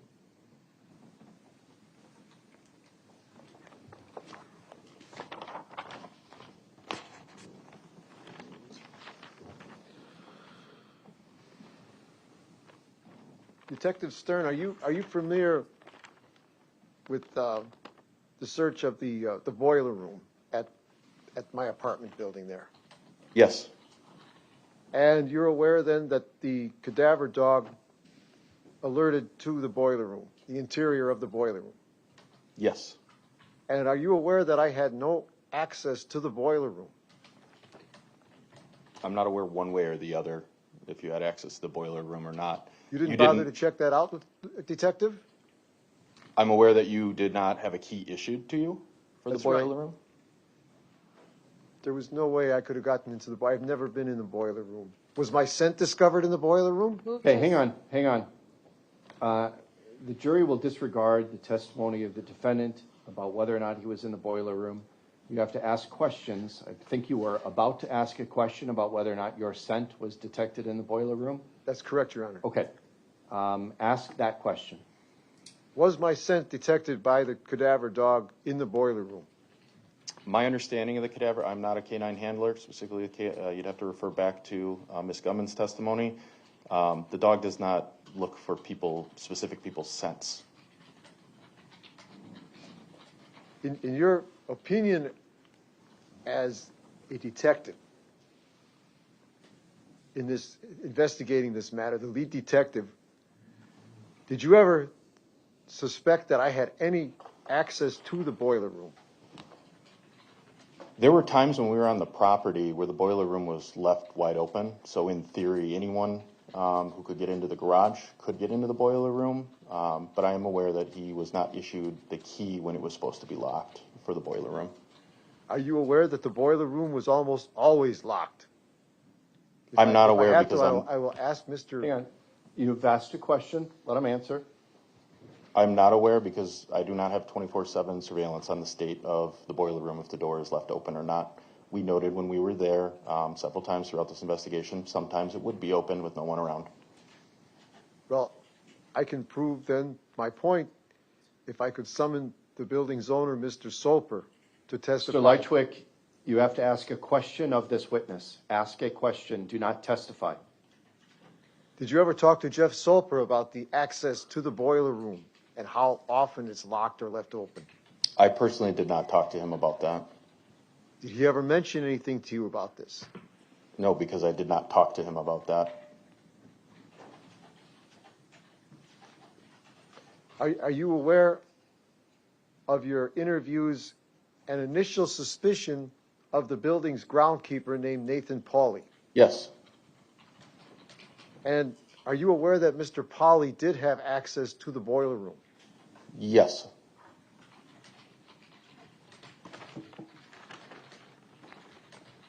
Are you also aware that Mr. Pauley spent a lot of time habituating the area, the actual area in which the decedent's body was discovered? No, I'm not aware of that. I was told that you knew everything about this case. I'm going to object. That's not a question. That is argumentative.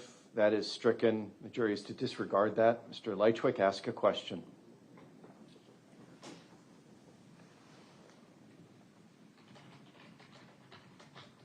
Did you ever interview any of my neighbors or other witnesses at my building who saw Mr. Pauley habituating the area where the decedent's body was recovered? I'm going to object because that is going to call for hearsay. No, the question was, did you interview any other neighbors or witnesses? So I'll overrule the objection. The witness can answer. Yes, I interviewed neighbors and witnesses, not regarding Mr. Pauley. I would reflect back to Detective Bloom's testimony about Mr. Pauley being eliminated as a suspect in this case. He may have been eliminated as a suspect in this case, but that is not the specific questions at hand right now. That's also not a question, Mr. Lychwick. Ask a question. Detective, was Mr. Pauley, Nathan Pauley, of apartment 1 at 1512 East North Street, an initial suspect in this homicide? Yes, he was investigated as a potential suspect. And was he cooperative with you and your department? Yes, he was.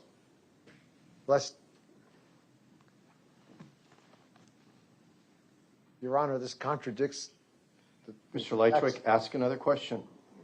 Was Mr. Pauley ever uncooperative during your investigation of this matter? No, as Detective Bloom already testified, he provided consent for the search of his apartment, the download of his cell phone, a DNA sample, all sorts of things that helped us continue this investigation early on.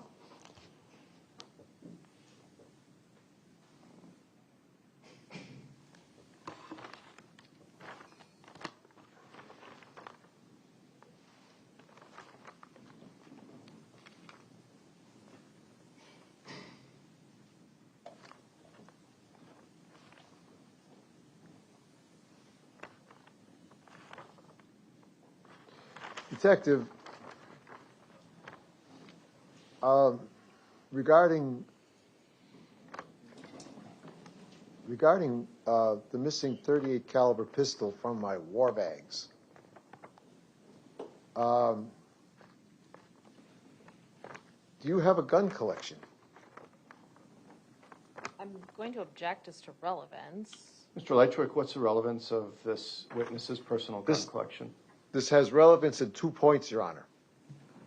To try to possibly connect the defendant, the detective to the presence of this firearm supposedly found in my war bags, and the missing .38 caliber pistol from the war bags. Okay. The court fails to see the relevance in whether or not this witness keeps a personal gun collection. So on that basis, the objection is sustained. Next question.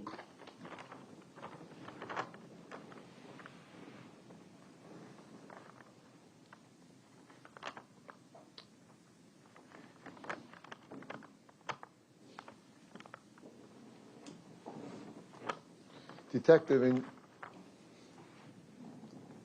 my attempts to retrieve my brand new cell phone that you confiscated from me and my other phone, especially before I had to purchase another phone, even though I had visited the station several times trying to get my phone back, you had initially promised me that you would return it right away and that the search of my phone would only take but a day. Is that not correct? That sounds familiar, yes. But yet you refused to return my phone. So you were being untruthful, weren't you? No, I was not. To provide context for why not is because if there was nothing on the phone, then yes, it could have been returned as soon as it was searched. However, evidential value items were found after the phone, and the best practice is to not only use the download that was created, that image by Detective Fine, but to keep the original phone if there was ever a question of whether that download did in fact come from that phone. So I could not return that phone after it was determined that it had evidential value. You still weren't telling me the truth, were you, Detective? I don't believe that's an accurate characterization. The truth would have been to level with me and tell me what you were doing and to apologize for not returning the phone as you had promised. But you did not do that, did you? You were deliberately misleading me, weren't you? I was not deliberately misleading. Once again, I don't know what's on the phone at the time that it's seized. If there was nothing of evidentiary value, then yes, the phone would have been returned. However, evidential value was located, so we kept the phone. There was no intention to deceive Mr. Lychwick. But after it was supposed to be returned and you weren't returning it is what I'm referring to. You still didn't level with me. You were deliberately being misleading in this matter. I'm going to object. That's asked and answered. Objection sustained. This has been asked. It has been answered. Next question. Your Honor, I'm trying to establish the credibility, the integrity of this witness. The objection is sustained. Next question.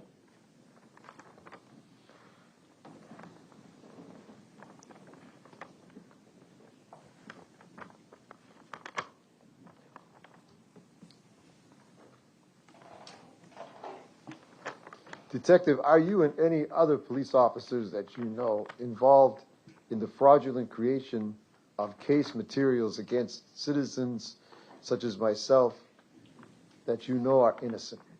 I'm going to object as to relevance, and quite frankly, it's argumentative too. Sustained on those grounds. It's argumentative. It's not relevant. Next question, Mr. Lychwick.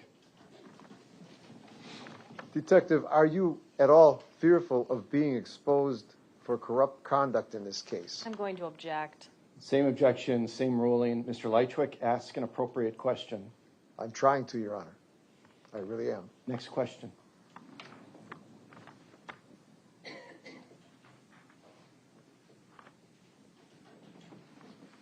Detective, as far as one's movement around one's own property, or even on the street at any hour of the day or night, are we at at the time of your investigation, before I was arrested and moving around on Mr. Lefebvre's camera in the backyard there, were we at martial law in this country, or was there a curfew established prohibiting citizens to be indoors instead of outdoors at those hours? No. Thank you.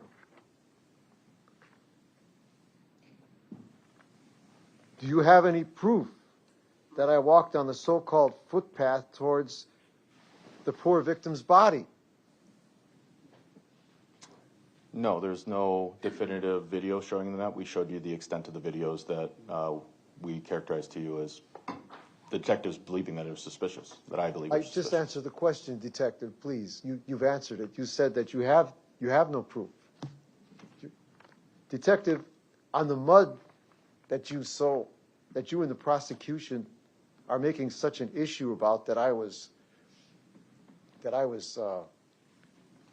scraping off of my boots at the end of my hike through the back of my yard.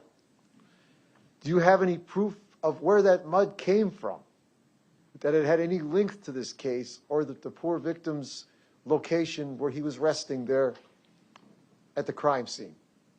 No. Thank you. The L-shaped holster on my list that you refer to as a holster, do you now, I believe in your reports you admit you now, but the jury has not heard of this yet, I believe. You now admit that you know what that was. That was an old camera case, right?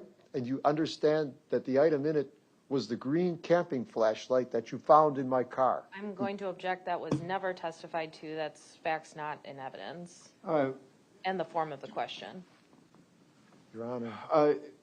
Ask that as a question. Are you asking the witness, does he know if the L-shaped holster was a camera case and a flashlight? Is that your question? Yes, it is. Okay. The witness may answer that. No, I do not know what's on his hip in those videos. Did you not later discover what it was? No, I still don't know exactly, to say definitively, what's on his hip in that video. But if it please the court, you did seize those items from me. You have the case, it's in evidence, and you have the green flashlight, which was just shown to the jury yesterday. Yes, there was a green bendy flashlight. It would require me to render my opinion. I don't believe the silhouette of in the video displays the very short flashlight. You'd have to compare it for yourselves to make that determination. Ultimately, I don't know what's on his hip in those videos. Detective, in any way, shape, or form, as a man who's handled firearms and who has at least seen this evidentiary firearm that you're saying, that you're maintaining was used in the homicide you're trying to link to me, can you sit there and tell the jury that you think that odd-shaped, awkward-looking pistol was on my hip in those frames? Again, I'm not saying what is or is not on his hip. I'm saying I can't. I'm not saying that it's a gun. I'm not saying it's a flashlight. I'm just noting the piece of equipment that he was wearing in that video. Okay, Detective, but to try to explain this matter to you further, and for the sake of the jury and the court, in your reports on this matter, which I can dig out if I have to, you maintain you're trying to in the report. It's clear that you are trying to make that look sinister by saying you felt it was a gun on the suspect's hip. Is that correct, Lieutenant? Is that correct, Detective? Yes, I believe that the phrasing I use is that it is potentially consistent with.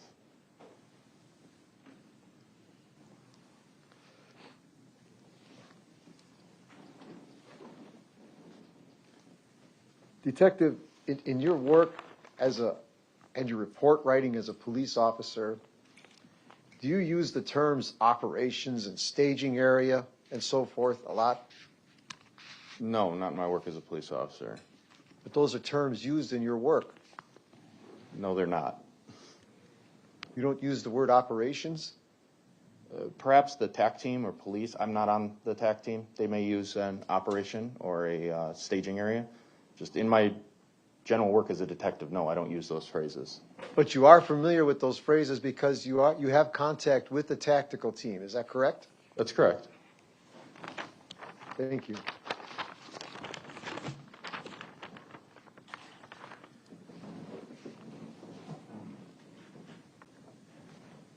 Detective, when you and Detective Smith, or Specialist Smith, I'm sorry, I can't remember his title at this time, when you were in the pole barn methodically searching my car, my 2022 Kia Forte, do you not admit that you don't know what the duct tape that was in there, like anybody may have, was used for? That it only resembles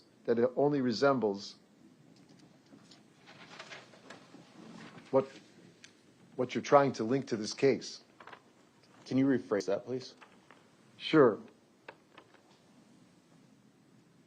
Do you admit that you do not know what the duct tape that you located in my car, which was, first of all, Lieutenant, a sub-question. Hang on, okay. We got to ask really simple questions here, okay? So ask a one-part question. Are you asking the witness, does he know for sure what the duct tape was used for? Or if you have another question in mind, just ask a nice, simple question that this witness can easily give an answer to. Detective, do you know what the duct tape was used for? No, I don't know what anybody uses any of their personal items for because I'm not watching them 24/7. So no, I don't know what the duct tape may or may not have been used for. All right, thank you. And in your opinion, when you found this particular roll of duct tape in my car in December of 2024 during your initially unwarranted car stop, the search was warranted. In your opinion, was the roll of tape brand new or was it used? I'm going to object to that question. That is a legal conclusion for the court, which has already been decided, and the court has previously told Mr. Lychwick that. The objection is sustained. The court is striking the question. Mr. Lychwick, you can ask a question without the editorializing.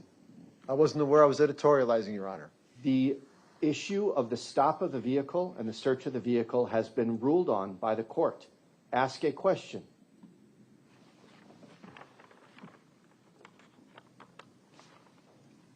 Your Honor, I was stating what was already... Ask a question.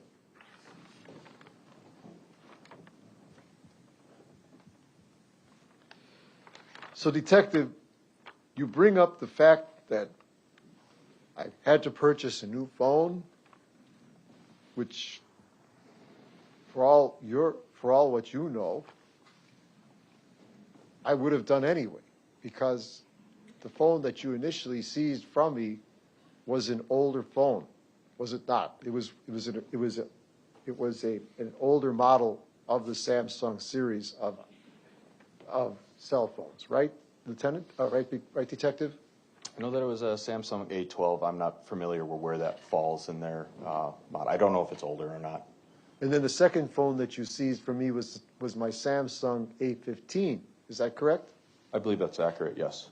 And are you aware that the Samsung A15 is much better in performance than the Samsung A12? I'm going to object as to relevance. Overruled. Do you know?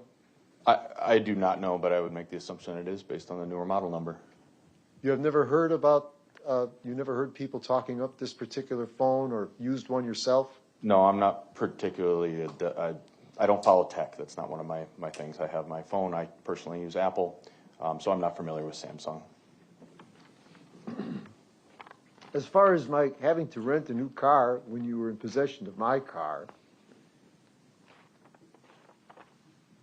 I mean, from your reports already and evidence, you have seen that I was researching legal advice on this case already, and I was looking into filing a complaint against you and your department with the Fire and Police Commission, which is rather difficult to find in Waukesha. I had to do considerable searches to find Judge, it. I'm going to object. I'm sorry to interrupt, but this is not a question, and it's the editorializing that the court I'm trying to has. build up for my question, Your Honor. I know where the question was going, and based upon what's in your question already, I'm sustaining the objection.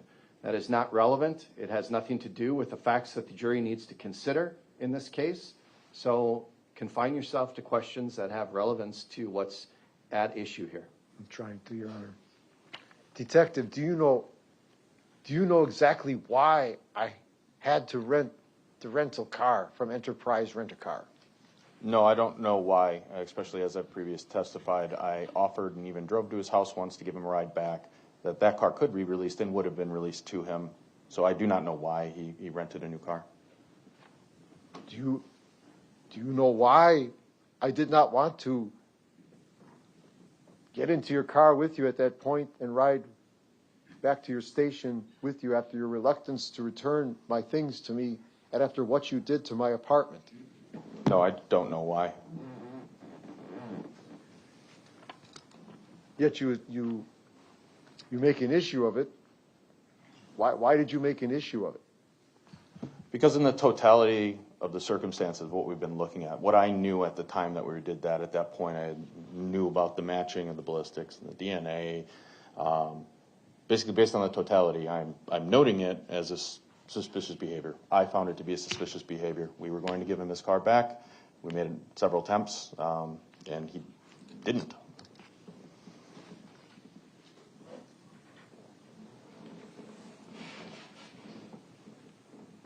You found that suspicious?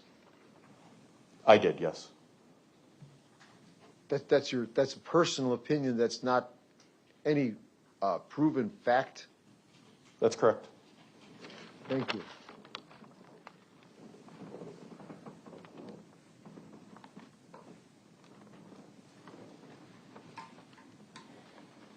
Detective, are you also aware that I believe it was your second suspect was the decedent's girlfriend in this case? Yes, there was another suspect in this case as well. And may I ask the defendant to answer a question about the decedent's girlfriend? The witness, you mean? May I ask the witness of this? I don't know what the question is going to be. If the question would be, did the decedent's girlfriend did she have a father, a brother who may have gotten involved in this case? Did they suspect any of her relatives? You can answer that question. Yes, both the decedent's girlfriend was investigated as a potential suspect, as well as her son-in-law was investigated as a potential suspect, both of whom were ruled out after the same residential search warrants, searches of cell phones, cell data, all of that went into each one of these three people that he's referencing, and nobody else provided any evidence that they were involved in this incident. Only one person had evidence that they were involved with this homicide. Detective, is it possible that you missed something along the way? Anything is possible, but I do not have any evidence to suggest that there was something missed. Would you, may I ask the defendant, may I ask the detective to reiterate that anything is possible? The answer stands. The jury heard it. All right, thank you. Detective, did you suspect a motive initially how and why this poor deceased girlfriend may have been involved in his homicide. I'm going to object to that, and the basis is relevance, and I believe it is coming very close to the court's pretrial rulings on this issue. The court sustains the objection. Mr. Lychwick, you've established that there were other suspects.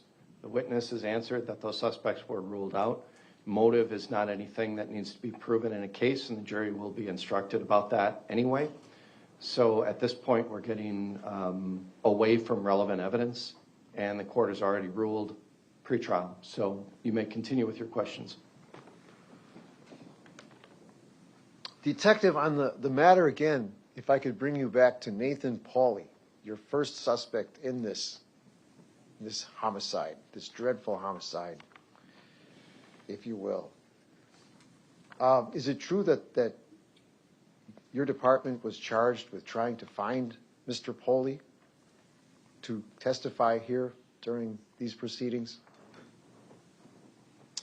During which time frame? Just before we convened on the 8th of June, in the week at least before the trial began.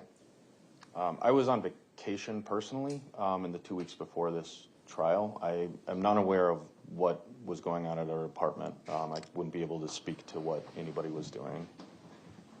Are you aware that, are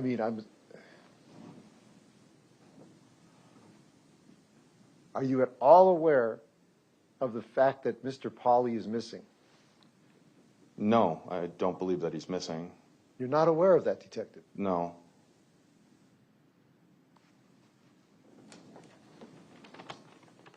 Interesting. Move to strike. That's stricken. Mr. Lychwick, we don't need the editorial comments. Again, Your Honor, I wasn't aware I was editorializing. I'm sorry. When you make comments after the witness's answer, that is editorializing.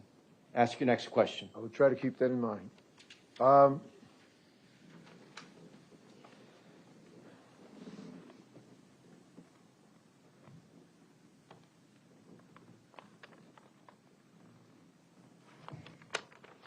Detective, have you ever heard the well-known saying that cops collect guns? They're some of the biggest gun collectors around. You object to relevance? What's the relevance? The relevance is to the suspicious appearance of these firearms in this case and the missing firearm in this case. Again, whether or not this witness collects guns or knows that police officers collect guns is irrelevant here. Ask your next question. Detective, when your thugs entered my apartment and destroyed... That's enough, Mr. Lychwick. Either ask appropriate legal questions or I'm going to stop your cross-examination. When your men entered my apartment and, Your Honor, and they destroyed my apartment. Mr. Lychwick, ask a question. When your men entered my apartment and destroyed my apartment, I have 5 pictures hanging on the living room wall, as you well know. Judge, I'm going to object. This is going to continue being the defendant testifying. Mr. Lychwick, what's the relevance of the pictures hanging on your wall?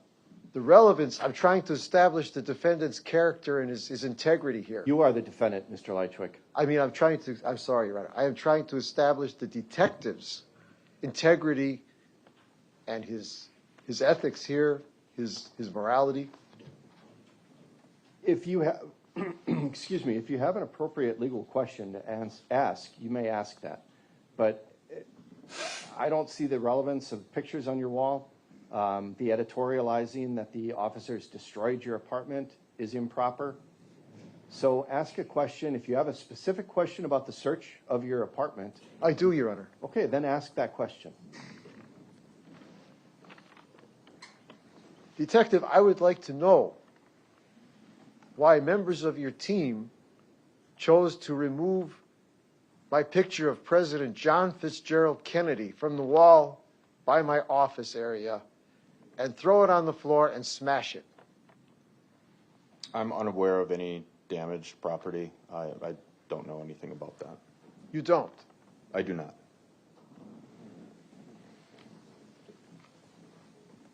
Do you know of any hostile feelings towards President Kennedy or what he stood for amongst your officers? I'm going to object as to relevance. Sustained. Next question.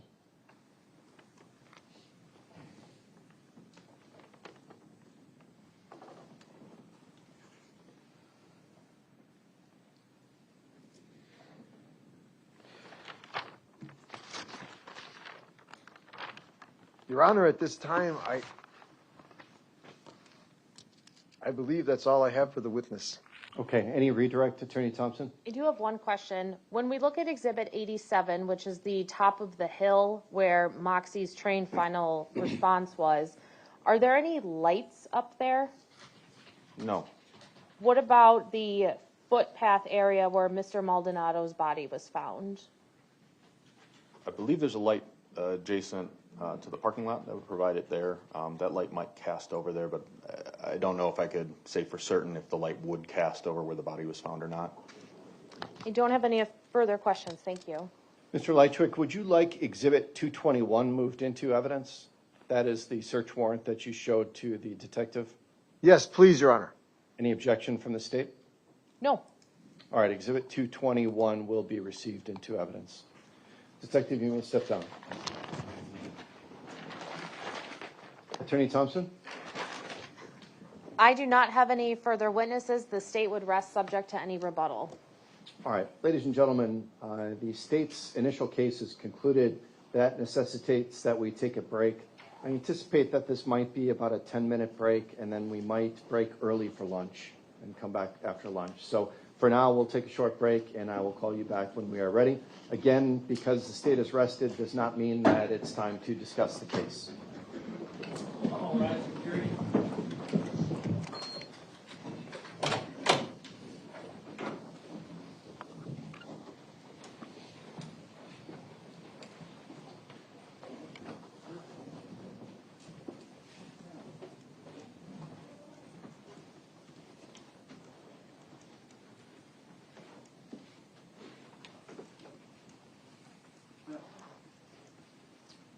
Thank you. You may be seated.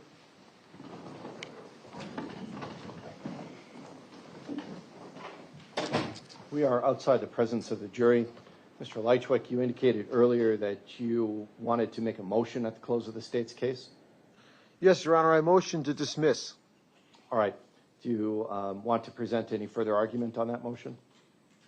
I have evidence with me today that I would like entered as Defense Exhibit 1 and 2 concerning the Axon body camera chain of custody, which would indicate... Mr. Lychwick, let me just stop you, and I'll still hear from you.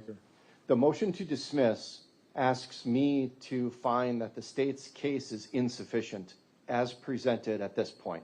It doesn't have anything to do with any evidence that you would present or whether or not you testify. It's simply asking the court to decide, based only on the evidence and on the inference drawn most favorably to the state, that a jury could not come to the conclusion of guilt here. All right, so do you have any argument on that motion with that in mind? Yes, I do, Your Honor. Go ahead. The evidence against me here, as I have long established for months now, is tainted. This case should have been thrown out 8 months ago at least, Your Honor. All right. All of that has already been decided by the court and is irrelevant to the motion to dismiss. Nonetheless, the court considers the motion to dismiss, and as stated, the court draws all inferences in the light most favorable to the non-moving party, which is the state here. The court finds that the state has provided evidence here that there was a homicide at 1512 East North Avenue, that the victim was Carlos Maldonado, that the time of death was around April 14th of 2024, that the body was eventually dragged into a wooded area behind the apartment complex and was hidden from view. The state has also provided enough evidence to link the defendant to that homicide through items that were testified to, recovered from his car, his apartment, and certainly other evidence. There was medical information provided to establish the cause and manner of death. and the murder weapon being linked to the defendant. So based upon the evidence presented by the state, the court does find that the state has provided enough evidence for this case to continue to the jury, and the defendant's motion to dismiss at this time is denied. Mr. Lychwick, now is the time to talk about your decision whether or not you want to testify. Have you made a preliminary decision about whether or not you want to testify? I do not wish to testify, Your Honor. Okay.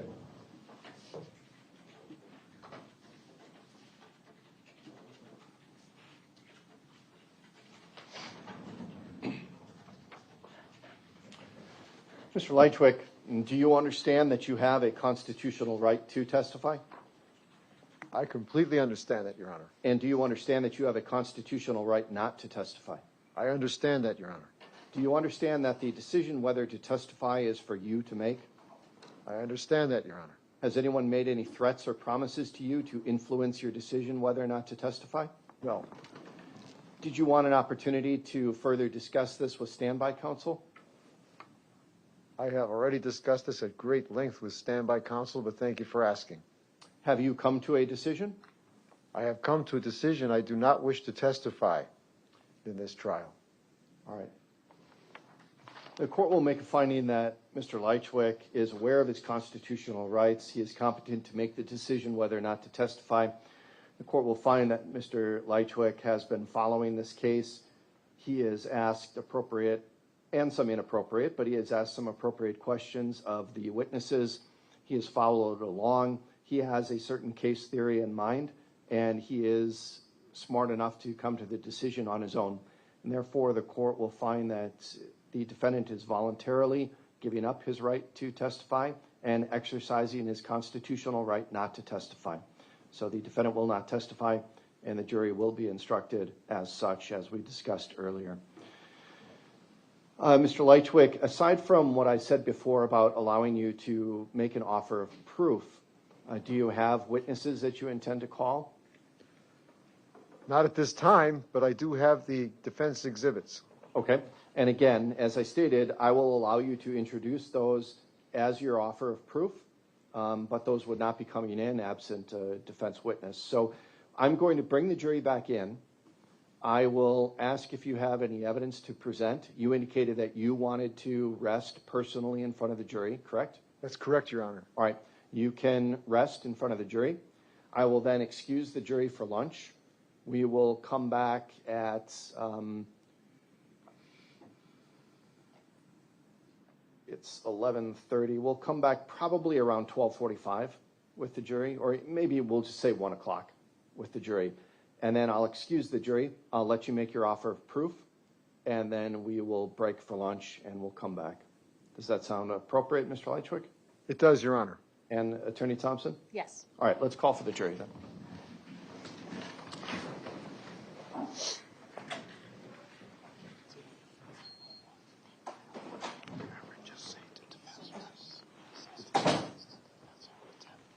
What did he say about proof? The what proof? When you come back before the jury comes off for closing. It's called what proof? Offer of proof. Offer of proof. Thank you. Okay. Remember, defense rests.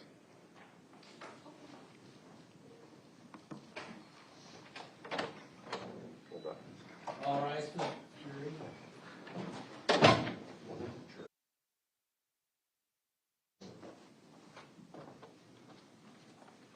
All rise for the jury.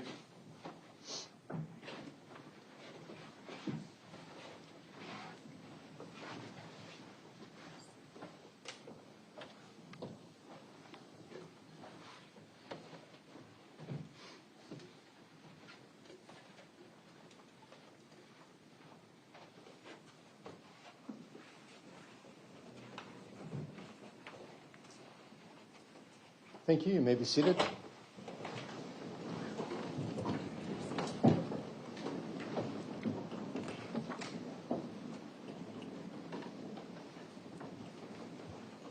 Mr. Lychwick, at this time, does the defense wish to present any evidence? The defense rests, Your Honor. Okay. Ladies and gentlemen, at this point, the evidence in the case is concluded. You still have to be instructed, and you still have to hear closing arguments before you may start your deliberations. Given the timing right now, the fact that it's 11:30, this is a good time to break for lunch. So we are going to break for lunch. We're going to break until 1 p.m. That gives you enough time to get lunch, take a break, for the parties to prepare for closing arguments as well. When you come back from lunch, you will be given the final instructions and hear closing arguments from the parties. So we will see you back at 1. Please do not discuss this case until you come back. All right, Gary.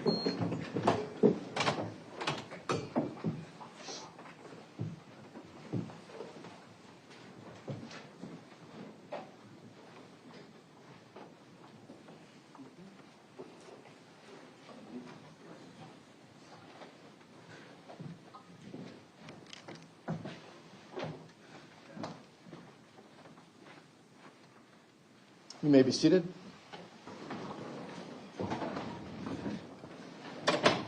We are outside the presence of the jury. Mr. Lychwick, I'll allow you to make your offer of proof. Had you had an expert witness, what do you believe the evidence would have shown? The evidence would clearly show, Your Honor, that the Waukesha Police Department, headed by this particular investigation and action, was headed by Detective Benjamin Stern and perhaps 7 other of his detectives and specialists and officers, that they deliberately doctored the body camera footage from the car stop of December 1, 2024, at the beginning of the car stop when it initially occurred, and that the audio portion of Officer C.D. Baca in the driveway of my residence when he dropped me off has been deliberately altered. Okay, Mr. Lychwick, let me just pause you. I'll continue to hear from you, all right? For an offer of proof to have any value on appeal, it has to be evidence-based. So what I'm asking you is, what are the facts, not the conclusions, not the argument, not your inferences, but what are the facts that you think an expert witness would have been able to show for you, and what are the exhibits that you want to introduce? So I don't want to hear you say the evidence was fabricated. My expert will say that the evidence was fabricated. That has no value for you on appeal. So tell me the facts that would have been introduced. My expert witness will be able to pull apart the digital video, the Axon body camera footage, with a video editor, which is commonly available on any computer, and show what I have brought before the court. They will be able to show timestamps. Perhaps we're hoping to find Detective Fian's digital signature in there. Perhaps his calling card that he leaves when he does his forensic digital searches or modifications. I believe he calls it formatting. When that was done, he almost certainly will have left his calling card, or whoever was operating in the Waukesha Police Department who was doctoring these portions of the Axon body camera footage will have left these in there.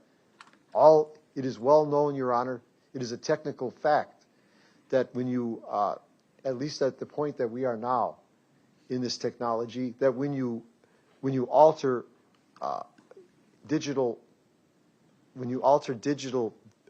video or audio, there is a sign that you were in there. There is a sign that the person who did it was in there.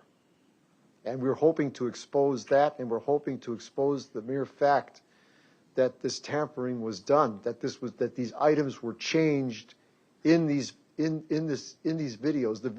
The Axon body camera footage of Officer C.D. Baca and Officer Joshua Tyndall. Now, Mr. Lychwick, the only times during this trial that I have heard the names of those two witnesses or those two officers has been from you when you voiced your objections. So none of the evidence in this case against you is reliant upon those officers. We have not seen their body cameras. We have not seen body cameras of any witness except for Detective Stern. So the other question that I have for your offer of proof is, what is the relevance of any of that evidence? The relevance is, Your Honor, that these evidences are directly connected with this case. The car stop was executed, and these items were initially entered as evidence against me and furnished to me in discovery as evidence. And the fact is that they were deliberately altered to try to cover up something within the goings-on of the Waukesha Police Department. I am establishing, may I tell the court what I'm trying to establish here? Sure. I am establishing the fact that that my accusers have resorted to the tampering of evidence, and I have come across hard proof that they have, and I have some of it here, if I may go on, Your Honor, in their chain of custody for this evidence, showing considerable alteration with what they call in the if I may use the terms used for this technology, in the alteration of the checksum data. In several places, especially with C.D. Baca's portion of the Axon body camera footage for that date and time frame. And for some suspicious and inordinate activity of the same type within the context of the Axon body camera footage of Officer Joshua Tyndall, who was also responsible for stopping me at that point in which my vehicle was seized, and it is being used. All the evidence is taken from the trunk, and everything are being used as evidence that have been brought up just recently during this portion of the trial as evidence against me. These officers were privy to this, and they were part of this action that is being used against me here, Your Honor. Mr. Lychwick, do you have exhibits that you want to enter as supporting Yes, I your do, offer Your of Honor. proof? And if I could get back the original search warrant that I provided the court from the We'll make a 27th. copy of that. It's Exhibit For my records. 221. For my records, Your Honor.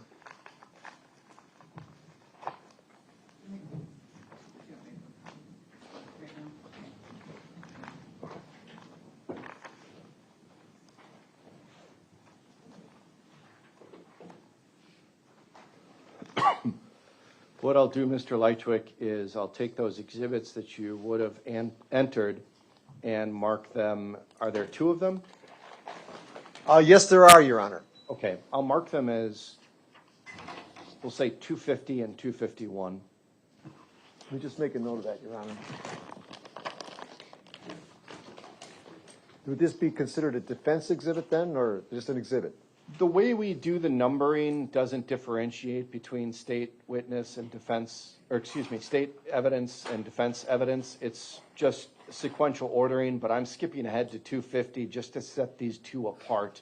The last number in sequence was 221, which was your exhibit.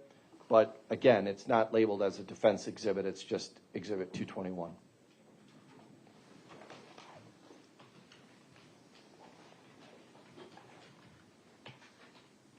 Anything else you wanted to say regarding your offer of proof, Mr. Lychwick? Not at this time, Your Honor. Okay. Anything for the state regarding matters to discuss before we come back at 1 for closings and instructions? No, thank you. Mr. Lychwick, anything else?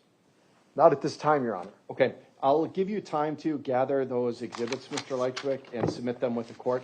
One other thing I'll note, too, consistent with how we've conducted this trial from the start, because of Mr. Lychwick's tethering to the floor, I'm going to have closing arguments delivered from counsel table. May I stand at counsel table? You may stand. Okay, thank you. And Mr. Lychwick, you may stand as well if you want to at counsel table when you are giving your closing argument. Thank you. Okay, we are adjourned until 1.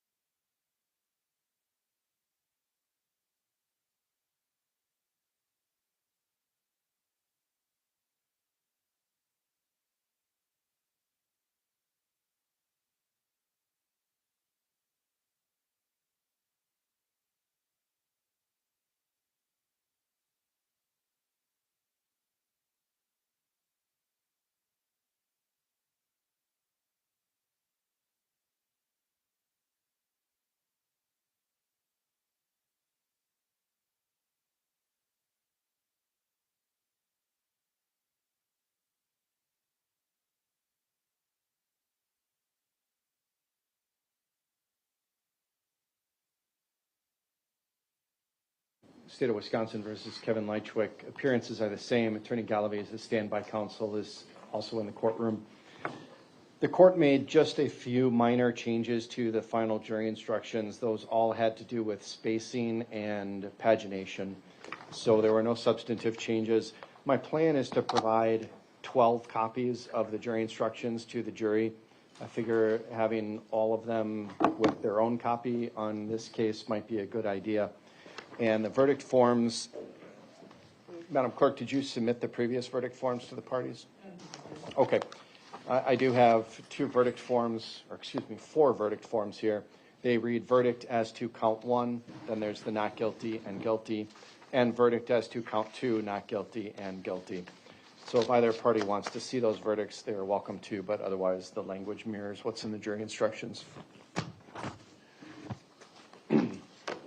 I advised the parties just before we called the case that they are welcome to stand at council table. I offered a lapel mic to the state, which I believe they're going to utilize. Mr. Lychwick, you can decline the lapel mic if you want. I just want to make sure that my court reporter can hear you during your closing and make sure that the microphone picks you up. I really don't doubt that the microphone's going to continue to pick you up as long as the microphone's down on your table where it is right now and that you don't cover it with papers or anything like that. It should be fine. Anything else we need to take up before we bring the jury in? Attorney Thompson? No, thank you. Mr. Lychwick? No, Your Honor. Okay, let's bring the jury in.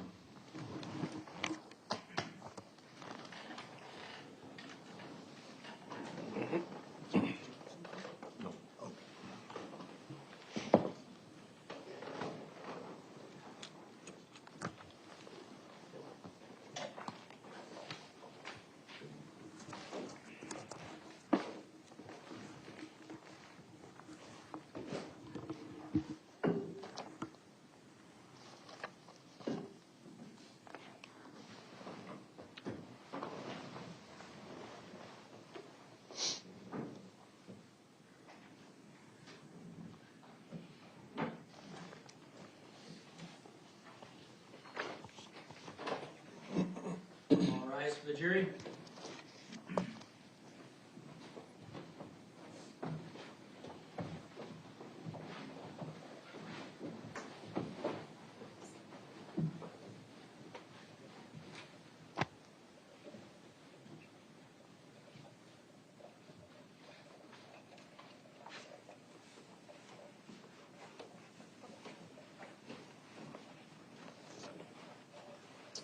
Thank you. You may be seated.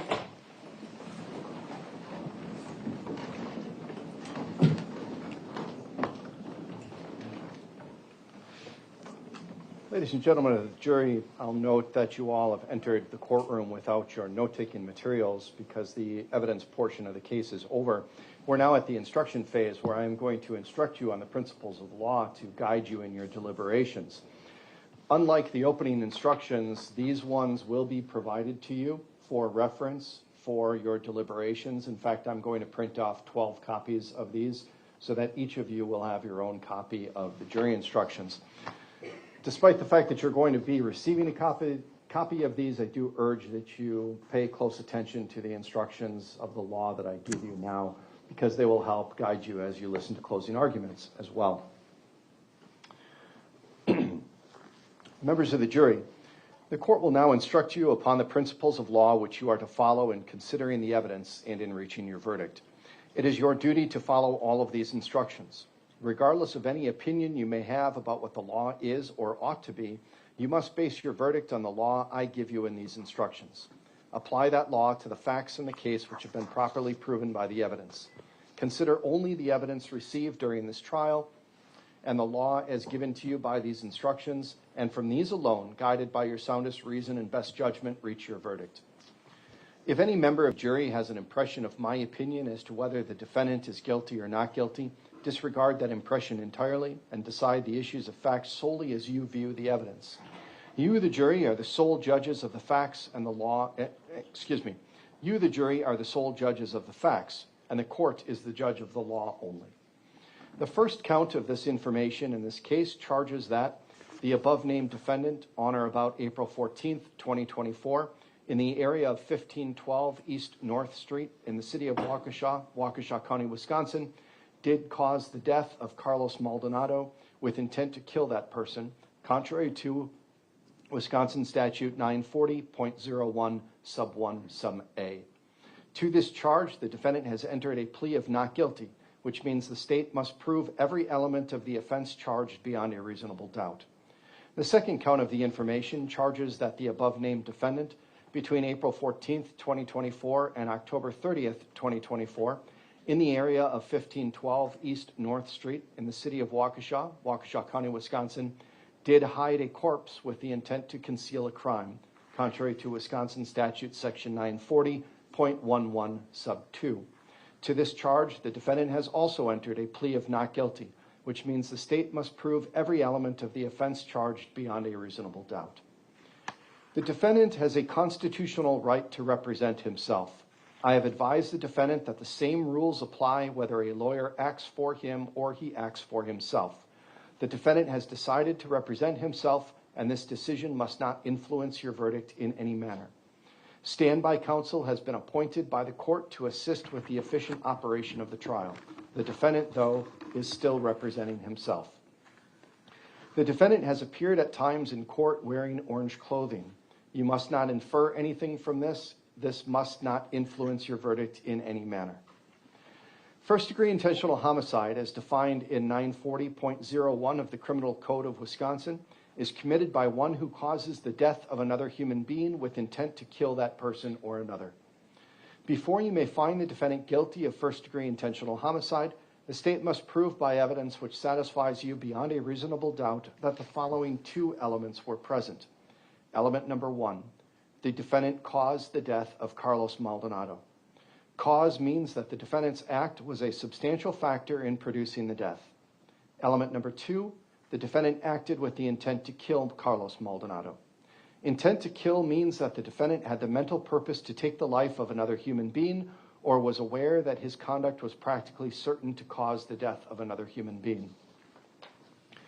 While the law requires that the defendant acted with intent to kill, it does not require that the intent existed for any particular length of time before the act is committed. The act need not be brooded over, considered, or reflected upon for a week, a day, an hour, or even for a minute. There need not be any appreciable time between the formation of the intent and the act. The intent to kill may be formed at any time before the act, including the instant before the act, and must continue to exist at the time of the act. You cannot look into a person's mind to find intent. Intent to kill must be found, if found at all, from the defendant's acts, words, and statements, if any, and from all the facts and circumstances in this case bearing upon intent. Intent should not be confused with motive. While proof of intent is necessary to a conviction, proof of motive is not. Motive refers to a person's reason for doing something. While motive may be shown as a circumstance to aid in establishing the guilt of a defendant, the state is not required to prove motive on the part of a defendant in order to convict. Evidence of motive does not by itself establish guilt. You should give it the weight you believe it deserves under all of the circumstances. If you are satisfied beyond a reasonable doubt that the defendant caused the death of Carlos Maldonado with the intent to kill, you should find the defendant guilty of first-degree intentional homicide. If you are not so satisfied, you must find the defendant not guilty. Hiding or burying a corpse. Section 940.11 sub 2 of the Criminal Code of Wisconsin is violated by one who hides or buries a corpse with intent to conceal a crime or avoid apprehension, prosecution, or conviction for a crime. Before you may find the defendant guilty of this offense, the state must prove by evidence which satisfies you beyond a reasonable doubt that the following two elements were present.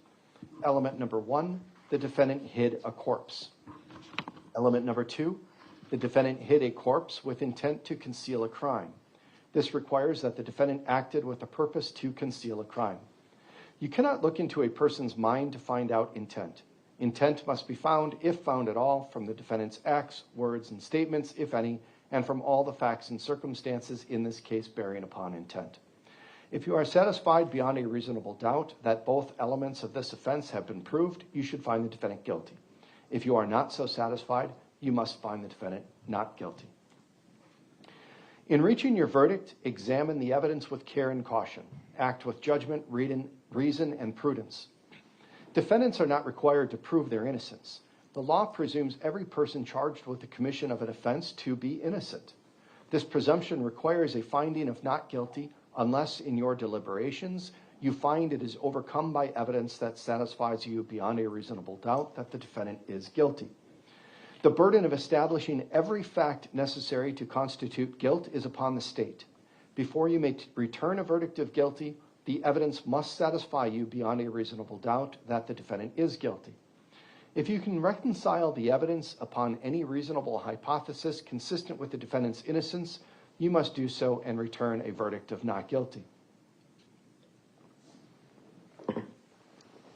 The term reasonable doubt means a doubt based upon reason and common sense. It is a doubt for which a reason can be given, arising from a fair and rational consideration of the evidence or lack of evidence.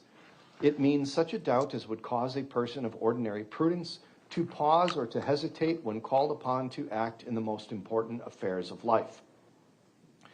A reasonable doubt is not a doubt which is based on mere guesswork or speculation. A doubt which arises merely from sympathy or from fear to return a verdict of guilt is not a reasonable doubt.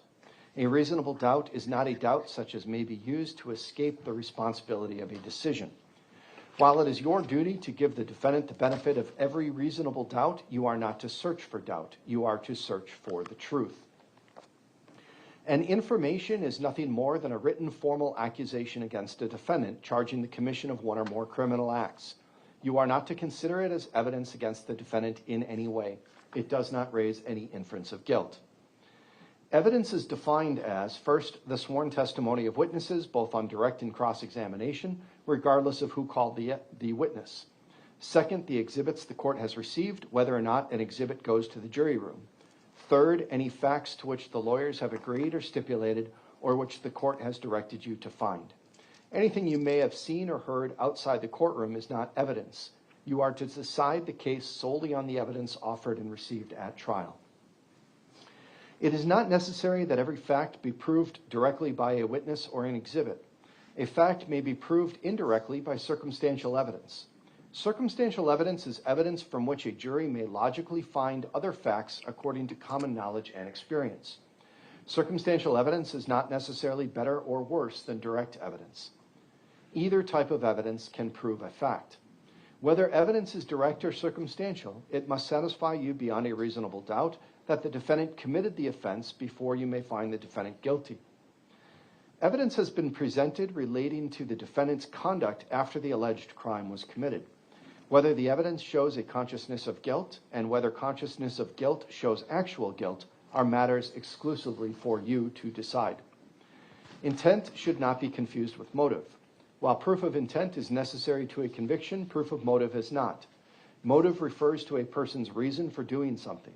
While motive may be shown as a circumstance to aid in establishing the guilt of a defendant, the state is not required to prove motive on the part of a defendant in order to convict. Evidence of motive does not establish evidence of guilt by itself. You should give it the weight you believe it deserves under all of the circumstances. The state has introduced evidence of statements which it claims were made by the defendant. It is for you to determine how much weight, if any, to give to each statement. In evaluating each statement, you must determine three things: whether the statement was actually made by the defendant. Only so much of a statement as was actually made by a person may be considered as evidence. Whether the statement was accurately restated here at trial, and whether the statement or any part of it ought to be believed. You should consider the facts and circumstances surrounding the making of each statement, along with all the other evidence in determining how much weight, if any, the statement deserves. Remarks of the parties are not evidence. If the remarks suggest certain facts not in evidence, disregard the suggestion. The court has allowed the use of a chart to organize the evidence and to assist you in understanding it. The chart itself is not evidence. It is a summary of some of the evidence that was presented. However, it is the evidence that controls. You should rely on the chart only to the extent that you believe it accurately and properly summarizes the evidence. An exhibit becomes evidence only when it is received by the court. An exhibit marked for identification and not received is not evidence. an exhibit received is evidence whether or not it goes to the jury room. Parties for each side have the right and the duty to object to what they consider are improper questions asked of witnesses and to the admission of evidence which they believe is not properly admissible. You should not draw any conclusions from the fact an objection was made. By allowing testimony or other evidence to be received over the objection of the parties, the court is not indicating any opinion about the evidence. You, the jurors, are the sole judges of the credibility of the witnesses and the weight of the evidence. Disregard entirely any question that the court did not allow to be answered. Do not guess at what the witness's answer might have been. If the question itself suggested that certain information might be true, ignore the suggestion and do not consider it as evidence. Disregard entirely any question that the court did not allow to be answered. Do not guess at what the witness's answer might have been. If the court itself suggested that certain information might be true, ignore the suggestion and do not consider it as evidence. During the trial, the court has ordered certain testimony and remarks to be stricken. Disregard all stricken testimony. The weight of the evidence does not depend on the number of witnesses on each side. You may find that the testimony of one witness is entitled to greater weight than that of another witness or even of several witnesses. In weighing the evidence, you may take into account matters of your common knowledge and your observations and experience in the affairs of life. It is the duty of the jury to scrutinize and to weigh the testimony of witnesses and to determine the effect of the evidence as a whole. You are the sole judges of the credibility, that is, the believability of the witnesses and of the weight to be given to their testimony. In your determination of credibility, you must avoid bias, conscious or unconscious, based on the witness's race, national origin, religion, age, ability, gender identity, sexual orientation, education, income level, or any other personal characteristic. In determining what the credibility of each witness and the weight you give to the testimony of each witness, consider the following factors: whether the witness has an interest or lack of interest in the result of this trial, the witness's conduct, appearance, and demeanor on the witness stand, the clearness or lack of clearness of the witness's recollections, the opportunity the witness had for observing and for knowing the matters the witness testified about, the reasonableness of the witness's testimony, the apparent intelligence of the witness, bias or prejudice, if any has been shown, possible motives for falsifying testimony, and all other facts and circumstances during the trial which tend either to support or to discredit the testimony. Then give to the testimony of each witness the weight you believe it should receive. There is no magic way for you to evaluate the testimony. Instead, you should use your common sense and experience. In everyday life, you determine for yourselves the reliability of things people say to you. You should do the same here. A defendant in a criminal case has the absolute constitutional right not to testify. The defendant's decision not to testify must not be considered by you in any way and must not influence your verdict in any manner. Ordinarily, a witness may testify only about facts. However, a witness with specialized knowledge in a particular field may give an opinion in that field. In determining the weight to give to this opinion, you should consider the qualifications and credibility of the witness, the facts upon which the opinion is based, and the reason for giving the opinion. Opinion evidence was received to help you reach a conclusion. However, you are not bound by any witness's opinion. Ordinarily, a witness may testify only about facts. However, in this case, witnesses were allowed to give opinions based on their experiences. In determining the weight you give to this opinion, you should consider the witness's opportunity to observe what happened and the extent to which the opinion is based on that observation. Opinion evidence was received to help you reach a conclusion. However, you are not bound by the opinion of any witness. During the trial, a witness was told to assume certain facts and then was asked for an opinion based upon that assumption. This is called a hypothetical question. The opinion does not establish the truth of the facts upon which it is based. Consider the opinion only if you believe the assumed facts upon which it is based have been proved. If you find that the facts stated in the hypothetical question have not been proved, then the opinion based on those facts should not be given any weight. Consider carefully the closing arguments of the parties, but their arguments and conclusions and opinions are not evidence. Draw your own conclusions from the evidence and decide upon your verdict according to the evidence under the instructions given to you by the court. We will now hear the closing arguments of the parties. Because the state bears the burden of proof in this case, the state is allowed to go first and also make a rebuttal closing if they so choose. Attorney Thompson, you may proceed. Thank you, Judge. Oh, wow, that's really loud. Okay, good afternoon, everyone. Thank you so much for your patience over these last few days. There's been a lot presented to you, and you are here to perform your civic duty, and we very much appreciate it. We're here this week because of Carlos Maldonado, and we're here to find out and prove to you who killed him. And now at the close of our case, the state has proven to you that Mr. Maldonado was killed by Mr. Lychwick, the defendant. As you heard from the court, the two elements of first-degree intentional homicide are that the defendant caused the death of Mr. Maldonado and he acted with intent to kill him.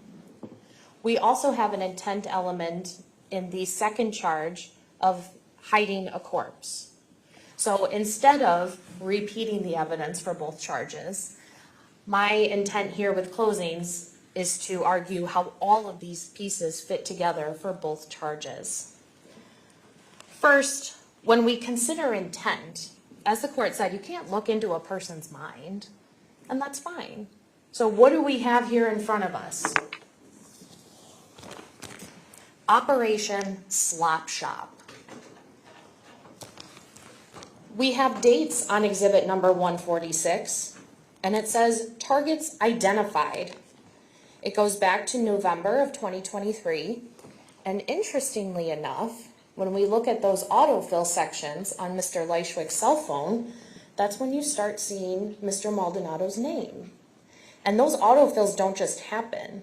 That is the user who has to manually input those names, and then the phone remembers it.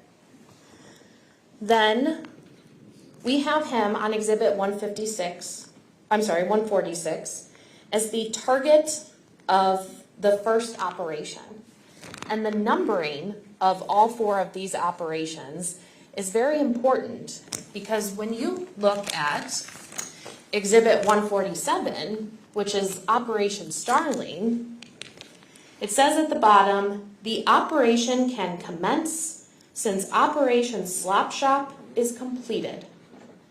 Funds and reparations have been seized from Slop Shop, so for Starling, and all threats from the first operation have been neutralized.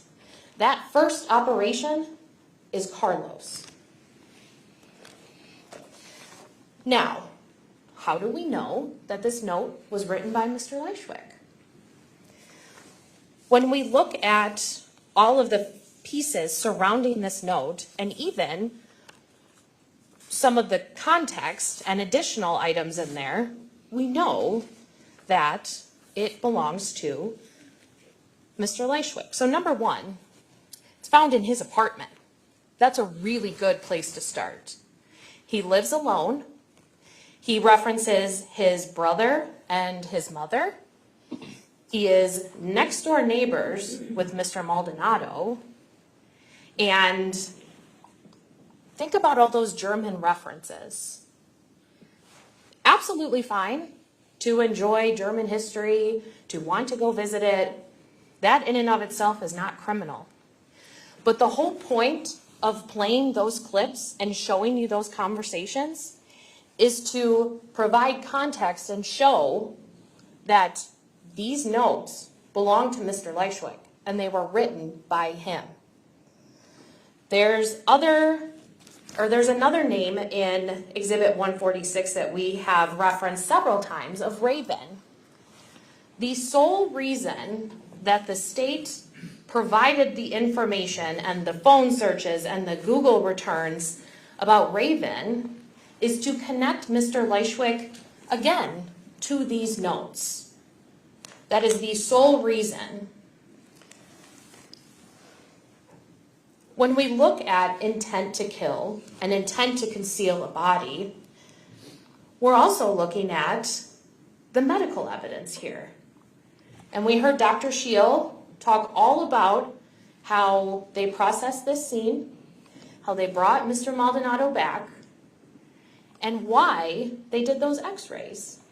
And her words were very specific. When we have a concealed body, we need to be careful on how we process and examine. And when they do those first set of x-rays, that's when we see the two projectiles, which we'll talk about in a little bit. But Dr. Scheel determined that the cause and manner of death was homicidal violence by the 2 gunshot wounds, and his manner of death was homicide. We may not know how far away Mr. Lychwick was standing from Mr. Maldonado when he shot him. We may not know which gunshot wound came first.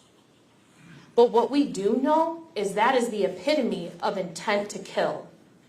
Because that is 2 times you have to pull that trigger. 2 deliberate times. And when we consider the trajectory that Dr. Scheel and Dr. Truesdale talked about when they used that probe, both trajectories of those gunshot wounds were in the right, up, and out the left. Almost as if they came in quick succession to have such a close trajectory to each other. Regardless, though, that's 2 times. We also have evidence that these gunshot wounds are front to back. So Mr. Lychwick is standing right in front of Mr. Maldonado. And let's not forget about the fact that Mr. Maldonado was shot in the face. That is deeply personal. That is intent. That is, I am removing this human being from this earth. That is the target. And that is a surefire way to kill someone by shooting them right in the face. We also heard from Dr. Truesdale about how there were other fracture lines on Mr. Maldonado's skull, and she talked about how that comes from the energy of the bullet, and all that energy needs somewhere to go. When we talk about then how all the threats are neutralized, if that's not intent, I don't know what is. We also then consider the phone searches from Mr. Lychwick's cell phone that we recovered during the search warrant on November 26th. What's interesting here, and what kind of overlaps with the trail camera videos, is that search on April 21st of 2024, 7 days after Mr. Maldonado was murdered, and about 10 days before we see him on that trail cam. He's searching for carcass removal, disposal, how to dispose of spoiled food safely. Sure, it could be innocuous, I guess, but not when you consider everything in the totality. That timing is just too specific. The nature of those searches, the carcass, he's referring to Mr. Maldonado. That's what this evidence shows. Because at that point, he has Mr. Maldonado up on top of that hill in the area in which Moxie gave her trained final response. But this is an apartment complex. This is land that's shared by everybody. And eventually, he'll probably be discovered. And so now, a week later, we have this search of how to get rid of a carcass. And remember that DNR article had 3 options. You can either take it to a landfill, you can take it back to where the harvest originally occurred, or you can bury it. Mr. Lychwick goes a little bit out of order, but it does make sense when you think about the timeline that we've presented to you. So first, we have him on those trail cameras then, 10 days later, with all of his gear. He's got his shovel, he's got his boots, he's got the plastic sheeting, he's got that black packaging with him that looks very, very similar to all of these black garbage bags. And he is up there for 30 minutes where we don't see him anymore, from 12:41 a.m. to 1:10 a.m. And when we see the direction that he's walking, it's exactly the direction up that hill. Because then when you go off camera, you continue going up the hill, or you can divert to that footpath where we eventually found Mr. Maldonado. And there was a lot of talk about something on Mr. Lychwick's hip in that video. Detective Stern said, "I can't tell for sure what that is." And Mr. Lychwick posited that it is a flashlight. Let's go with that. Let's say it is a flashlight. It makes sense in a way, because as you're up there on the top of that clearing, knowing, okay, the DNR suggests that I need to bury a carcass, so I'm going to try digging, and I'm going to bring my shovel out there. There's no lights up there. So of course you need a flashlight to see where you're digging. But then he realizes this isn't going to work. And as Detective Stern talked about, the dirt up there, you can get down a little bit, but then eventually you're hitting clay, you're hitting something harder. And that shovel that we have is not something that's going to be able to break through that. He can't bury Carlos deep enough to avoid detection. So then what does he do? Landfill. That's what we're going to do with this. So he starts dragging him down, because it's a lot easier to go down that hill than it is to go up that hill. So between that and Moxie hitting up there, that's where this all started. So then as he decides, I need to get rid of Mr. Maldonado, I need to get him off of this property, he has him in these opaque black garbage bags, which we saw from the Google returns. He's got the tarp as well, which helps him drag or slide Mr. Maldonado down the hill to this footpath. The ropes, when you look at those ropes that were tied to the chair in Mr. Lychwick's apartment, and you put them side by side with those ropes recovered from Mr. Maldonado at autopsy, look at those patterns. Look and make that comparison, because those are the same kinds of ropes. Because he used what he had. And so even those knots, if you look at how those knots are on each of those 4 ropes, they look pretty close to those photos of the ropes from his apartment. And when we talk about intent to conceal, he's even threading those ropes through the grommets on the tarp. We have tape on Mr. Maldonado's hands. We have that black duct tape that is used to enclose Mr. Maldonado, to tie together or tape together those black plastic garbage bags. And then once he is in this footpath, and we saw a picture of Carlos, he's not a small guy. And so if it's too difficult to get him into a car to bring him to a landfill, I can't drag him back up the hill now, so he's going to have to stay here. And so then we start piling on all of those branches, all that debris, and he goes undetected.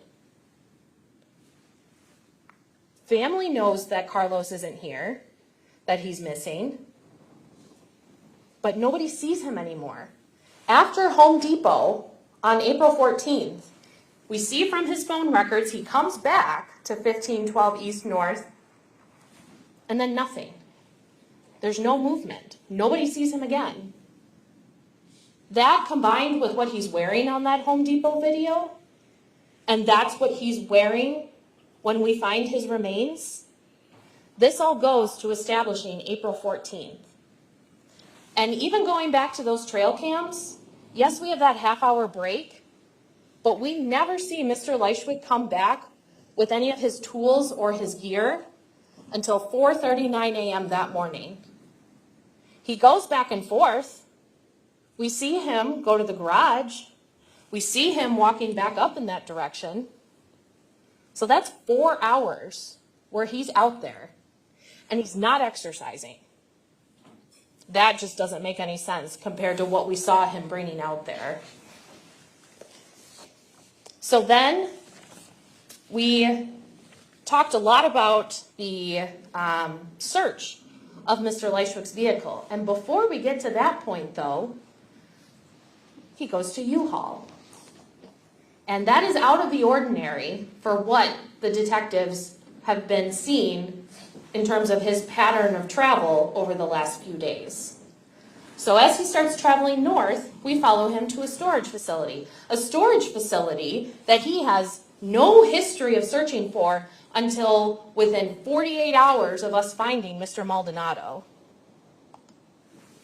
He had rented it, according to that receipt, on November 1st, gets that free month promotion, and now he's got to empty everything out because that month is, maybe he's moving it. Maybe he's going to another storage unit. I don't know. But what we know is he emptied it. And then we follow him. And we saw him on the surveillance emptying it. So we follow him back to Waukesha. Officers stop the car. They seize the car. There's nobody else in the car with him. And what do we find after we get a warrant to search his car? The murder weapon. Inside that trunk, we find the shovel. In the back passenger seat, we have boots. We have numerous boxes of 9mm ammunition. So for Mr. Lychwick to say, I've never seen that gun before, I don't know what it is, I don't know how it got there. You certainly have a lot of ammunition for a 9mm. So then we also find all these garbage bags. We start putting all of these pieces together here. What's important to know, and really I'll sum up Ms. Crawford's testimony. She told us all about firearms identification and how we have those striations and those grooves and the manufacturing characteristics versus the individual characteristics. But here's the bottom line. These two projectiles recovered from Mr. Maldonado's body were fired from this gun, period. End of story.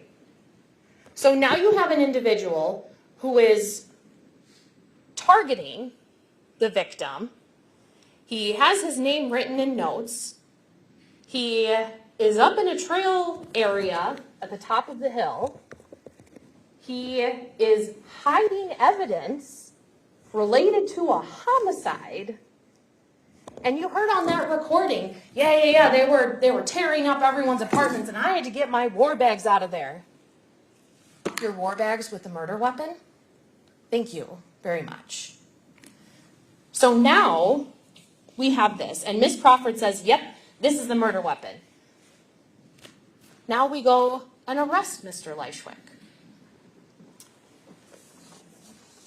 We get his buccal swab, which you've heard a lot about.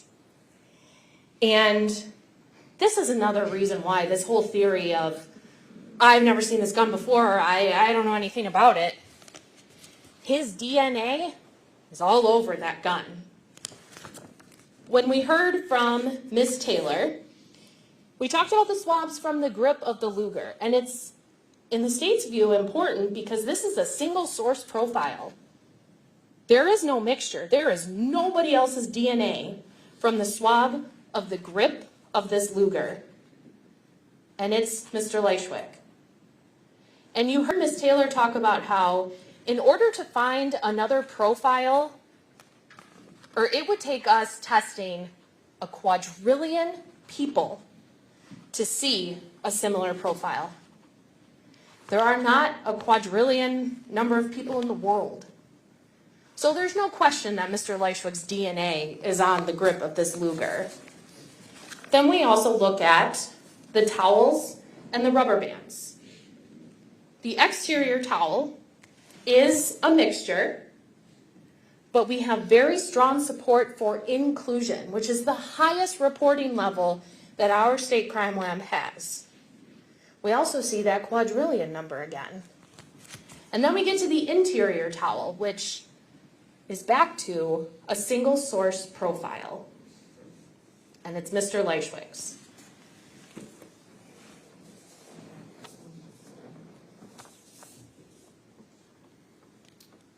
So ladies and gentlemen, sometimes, and you heard Mr. Lychwick talking about it, objecting to it, sometimes little things, they might seem, well, everyone has bleach. Everyone shops for hand soap. Everyone shops for garbage bags. True. I don't dispute that at all. But you can't take everything and just look at it individually in a vacuum. Your role here is to search for the truth, not to search for doubt. And the truth is that on April 14th of 2024, Mr. Lychwick murdered Mr. Maldonado. And all of the evidence is right here in front of you. And so I'm asking you, when you go back there to deliberate, that you hold Mr. Lychwick accountable and you find him guilty on both counts. Thank you. Thank you, Attorney Thompson. Mr. Lychwick, you may give your closing argument. You may stand at council table if you would like, and you can also use the lapel microphone if you want. I think this microphone will suffice, Your Honor. Go ahead then. Ladies and gentlemen of the jury, thank you for coming and giving your precious time and effort to this case.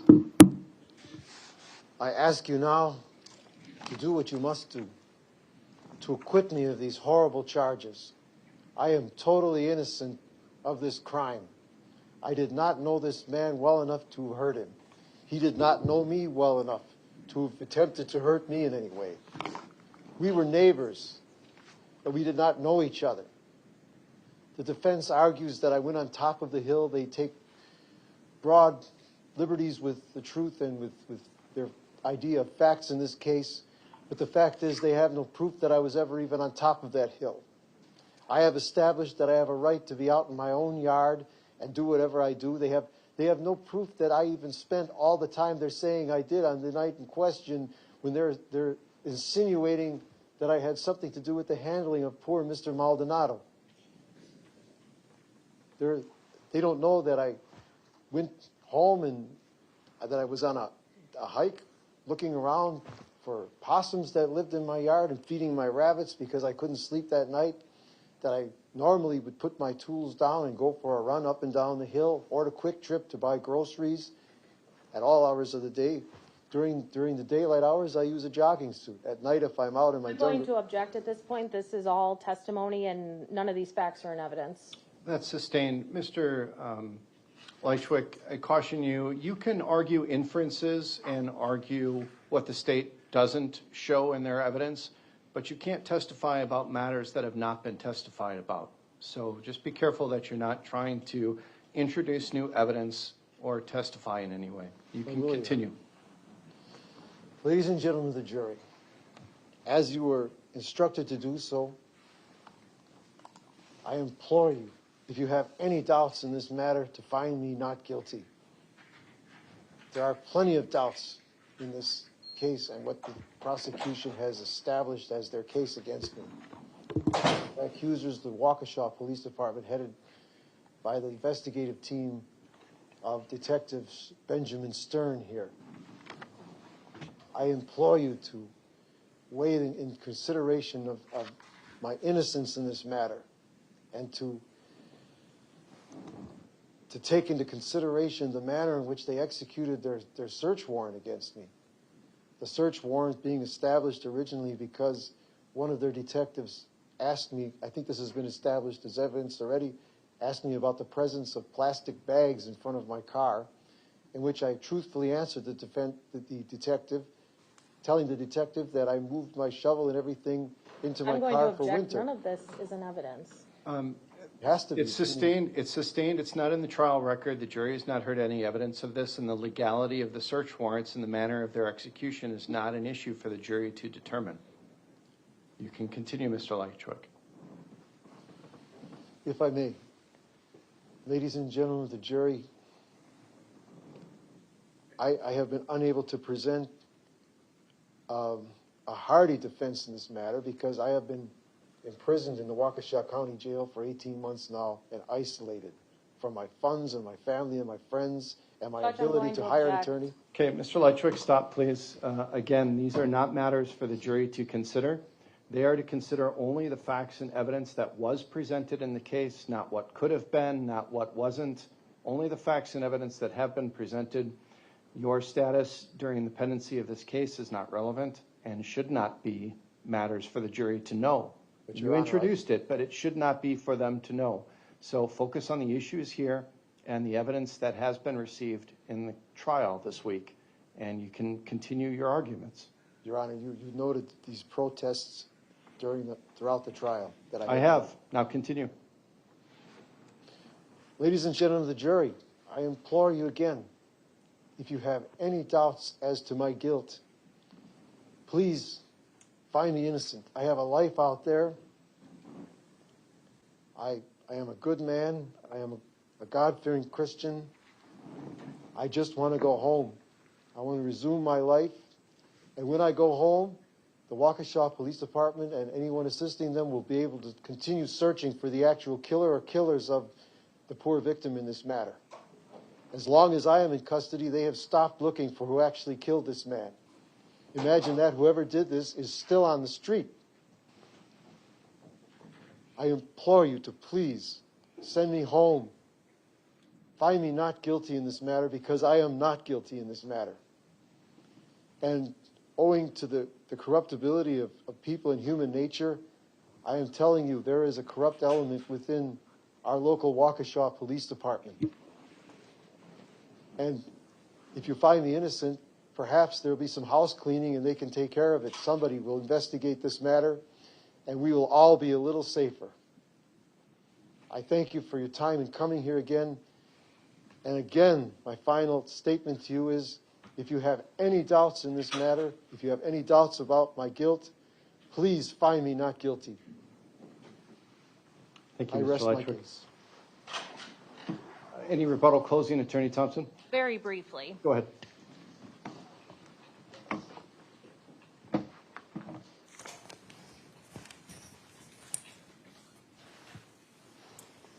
What I'd like to posit to the jury is there's probably someone else who really wants to go home or wanted to go back to his apartment that night.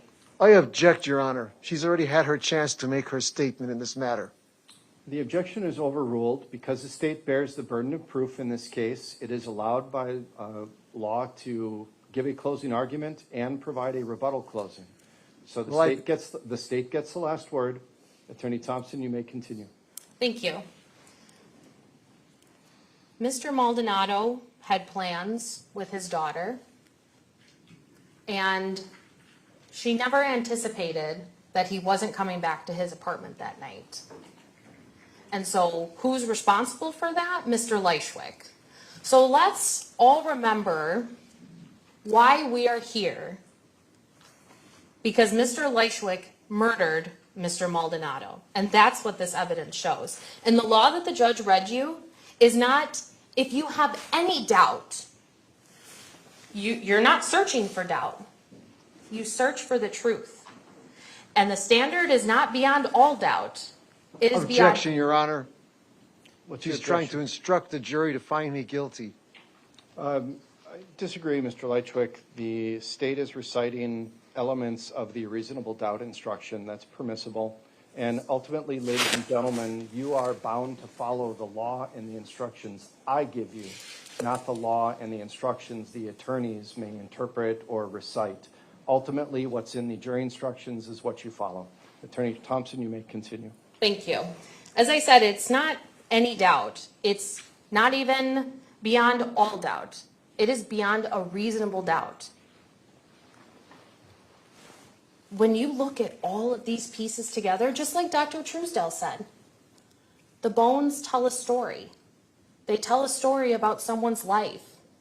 And all of these pieces of evidence here tell us the story of how Mr. Lychwick murdered Mr. Maldonado and then hid his body so that nobody would find him and hopefully he would get away with what he did. So I'm asking you to find him guilty on both counts. Thank you. Thank you. Now, members of the jury, the duties of the parties in the court have been performed. This case has been argued by the parties. The court has instructed you regarding the rules of law which should govern you in your deliberations. The time has now come when the great burden of reaching a just, fair, and conscientious decision of this case is to be thrown wholly upon you, the jurors selected for this important duty. You will not be swayed by sympathy, prejudice, or passion. You will be very careful and deliberate in weighing the evidence. I charge you to keep your duties steadfastly in mind and, as upright citizens, to render a just and true verdict. You are to decide only whether the defendant is guilty or not guilty of the offenses charged. Any consequences of your verdict are matters for the court alone to decide and must not affect your deliberations. The following 4 forms of verdict will be submitted to you concerning the charges against the defendant, Kevin Lychwick. As to count 1, one verdict reading, we, the jury, find the defendant, Kevin W. Lychwick, not guilty of first-degree intentional homicide as charged in count 1 of the information. Another reading, we, the jury, find the defendant, Kevin W. Lychwick, guilty of first-degree intentional homicide as charged in count 1 of the information. As to count 2, 2 verdicts. One reading, we, the jury, find the defendant, Kevin W. Lychwick, not guilty of hiding a corpse as charged in count 2 of the information. Another reading, we, the jury, find the defendant, Kevin W. Lychwick, guilty of hiding a corpse as charged in count 2 of the information. It is for you to determine whether the defendant is guilty or not guilty of each of the offenses charged. You must make a finding as to each count of the information. Each count charges a separate crime, and you must consider each one separately. Your verdict for the crime charged in one count must not affect your verdict on any other count. This is a criminal, not a civil case, and therefore, before the jury may return a verdict which may legally be received, the verdict must be reached unanimously. In a criminal case, all 12 jurors must agree in order to arrive at a verdict. When you retire to the jury room, select one of your members to preside over your deliberations. The presiding juror's vote is entitled to no greater weight than the vote of any other juror. If you need to communicate with the court while you are deliberating, send a note through the bailiff signed by the presiding juror. To have a complete record of this trial, it is important that you communicate with the court only by a written note. If you have questions, the court will talk with the parties before answering, so it may take some time. You should continue your deliberations while you wait for an answer. The court will answer any question in writing or orally here in open court.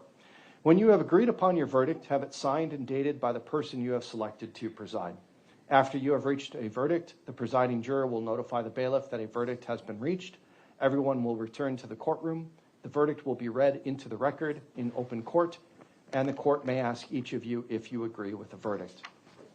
We will first swear the officer and then strike the alternates.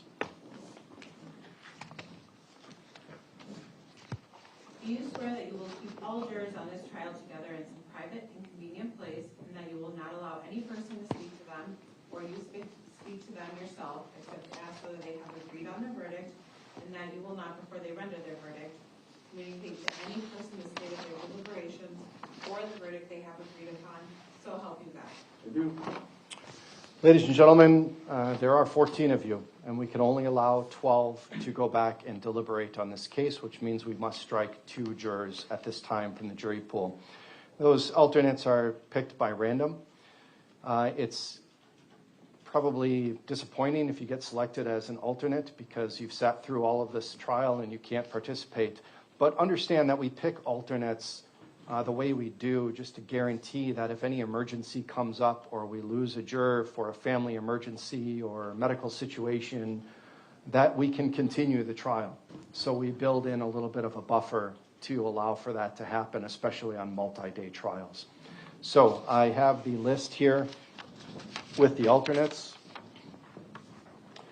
If I read your name as an alternate, I ask that you stand, please. The alternate jurors are Paige Hornack and Nancy Kovacs. Okay, what we're going to do is, are our jury bailiff will escort you back to the jury room to get any belongings that you may have back there. I'm going to ask the other jurors to remain where they are for now. We'll have those jurors go collect their materials, then they can be released. And once that's done, we'll have the other jurors retire to the jury room. There is, if you can wait, I can get it to her. Thank you.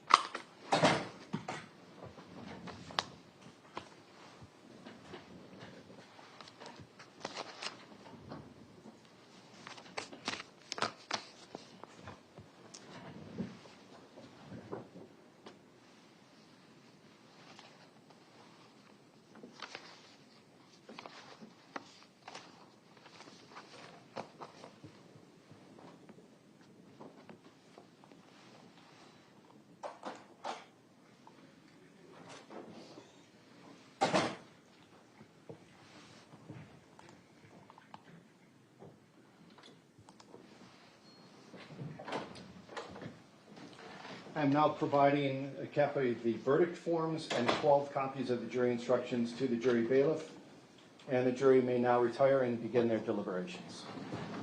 All rise for the jury.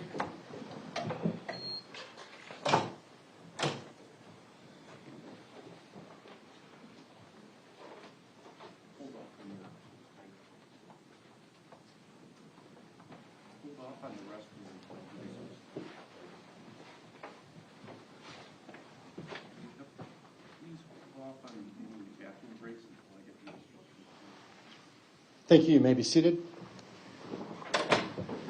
We are now outside the presence of the jury.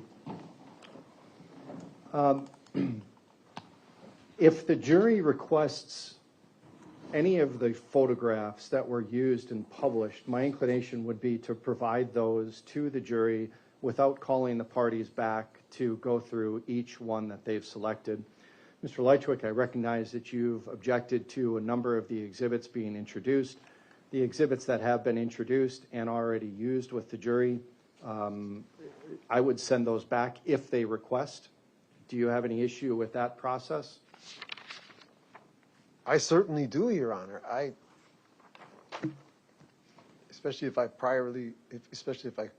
entered a prior objection to them. And your objection would still be noted to those exhibits, but my point is that they've already been shown to the jury. So if the jury asks a question, I would have to bring you back into the courtroom. I'd have to bring the state's attorneys back. We would confer about the question, provide an answer to the jury. Sometimes that takes a little bit of time, and that's what we will do for ordinary questions. Other times the jury says, hey, could I see exhibits 120 through 130? If those are all photographs that have already been displayed to the jury on the screen, I'm not going to bring the parties back and talk about whether or not those should go back to the jury because they've already been displayed in court. The jury has already seen those. They're just asking to see them again. For photographs, I'm just going to send those back to the jury. For other things where parts of them may have been published, for example, some of the reports were published but not in their entirety, I would not be sending those back automatically. We could discuss that. But I'm just talking about just regular pictures, one-page picture files, If the jury asks for those, I'm going to send them back without bringing the parties in to talk about that if they've already been published. Understand? I think so, Your Honor. Okay, that's fine. And I was going to go to the state. Attorney Thompson, that's fine with you? Yes, I'm sorry. That's fine. If there's anything else where I see they've requested another exhibit that may have been published in part or something other than just a simple photo, I'll call the parties back. Then with the issue of the videos, if they request to see any of the videos, we do have the capability of streaming the videos directly back into the jury room. We can either do it one of two ways. We can stream it back in the jury room, or we can bring them back into court and play it again on these monitors. I'm going to decide to stream the videos into the jury room. The way we do that is we have one of our bailiffs go back to verify that the streaming and the live feed is live. We will play the videos twice, and then that'll be the extent of how they're played back.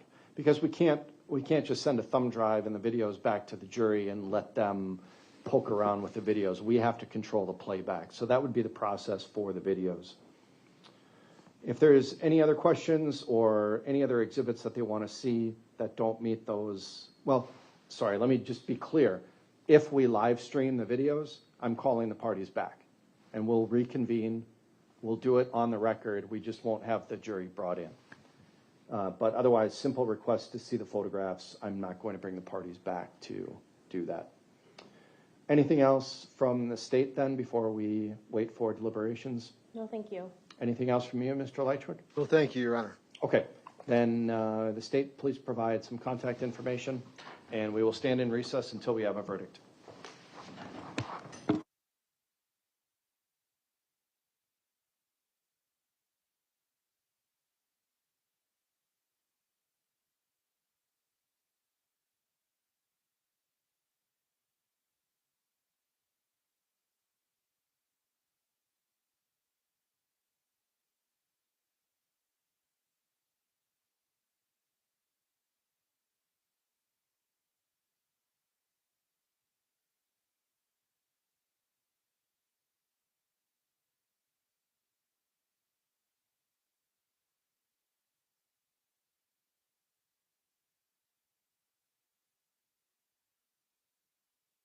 Lychwick matter, the appearances are the same. Standby counsel is present again in the courtroom.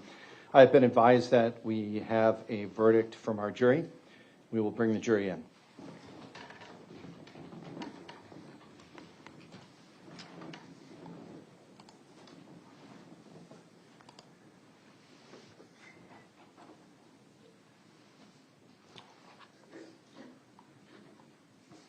Do you have those final ones? Thanks.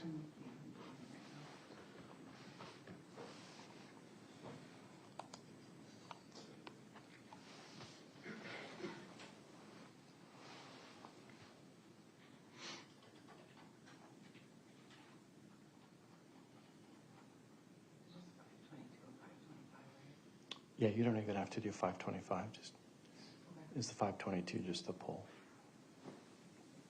Yeah. Yeah, please.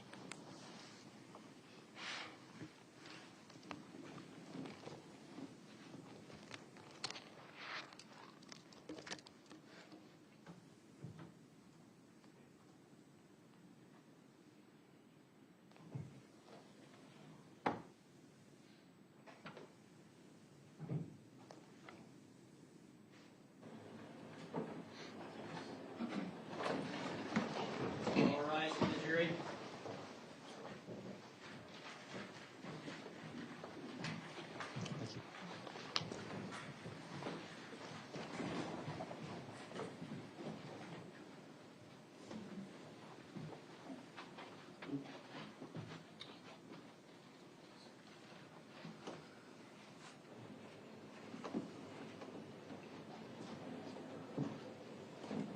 Thank you. You may be seated.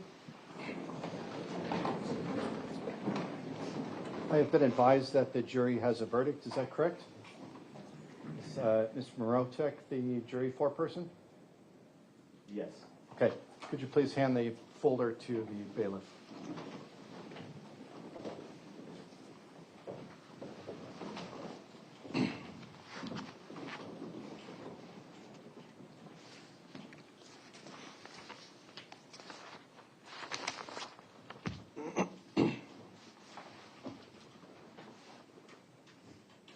The court will now read the verdict. In the matter of State of Wisconsin versus Kevin Lychwick, verdict as to count 1. We, the jury, find the defendant, Kevin W. Lychwick, guilty of first-degree intentional homicide as charged in count 1 of the information, signed and dated this 11th day of June, 2026, and it bears the foreperson's printed name and signature. Verdict as to count 2. We, the jury, find the defendant, Kevin W. Lychwick, guilty of hiding a corpse as charged in count 2 of the information, signed and dated this 11th day of June, 2026, again bearing the foreperson's printed name and signature. The other 2 verdict forms are left blank. Ladies and gentlemen, I am now going to do a process called polling the jury. It's going to ask each of you individually if these are your verdicts. I'm going to start in the back corner. Ma'am, are these your verdicts? Are these your verdicts, sir? Yes, Your Honor. Are these your verdicts? Yes, Your Honor. Are these your verdicts? Yes, Your Honor. Are these your verdicts? Yes, it is. Are these your verdicts? Yes, Your Honor. Are these your verdicts? Yes, Your Honor. Are these your verdicts? Yes, Your Honor. Are these your verdicts? Yes, Your Honor. Are these your verdicts? Yes, Your Honor. Are these your verdicts? Yes. And are these your verdicts? Yes, Your Honor. Is the state satisfied with the polling? Yes. Mr. Lychwick? I don't know what to say at this point. Okay. The court has polled all individual jurors, and all jurors have indicated that these are their verdicts. Members of the jury, with the verdict delivered, your service in this case has concluded. Therefore, you may now freely discuss the matter with any individual of your choosing, and all of my restrictions on such discussions have been removed. However, it's important for you to understand that you are under no obligation to discuss this case or answer any questions about it unless I require you at some later date to answer questions about it. This applies to interactions with the parties, their attorneys, the members of the media, any other individuals. Should you choose to discuss the case with others, though, I urge you to approach these conversations with the seriousness that they deserve. I would also recommend that any discussions you engage in are ones that you would feel comfortable having in the company of your fellow jurors and openly in court under oath. While you have the right to speak freely about this case, it is important to remember that discussions in the jury room were conducted in an environment designed to be open and free from fear of reprisal or criticism. Your fellow jurors shared their opinions fully and candidly and may not want their opinions made public. Therefore, I urge you, when you discuss the case and discuss deliberations, you discuss those from your own viewpoint and not the viewpoints of your fellow jurors. Finally, ladies and gentlemen, I have a couple of matters to still discuss with the parties. It'll take probably about 5 minutes or so. If any of you have any questions or feedback that you would like to give me, stick around in the jury room and I will come back and do my best to answer those questions if you have any. Otherwise, on behalf of Waukesha County, I extend my deepest gratitude for your service in this case. I recognize that you have devoted considerable time to this case this week, but your contribution is a vital component of our justice system as enshrined in the United States Constitution and our state constitution. So it's my hope that you have found this experience to be rewarding. You are now discharged in this case. Thank you. All rise for the jury.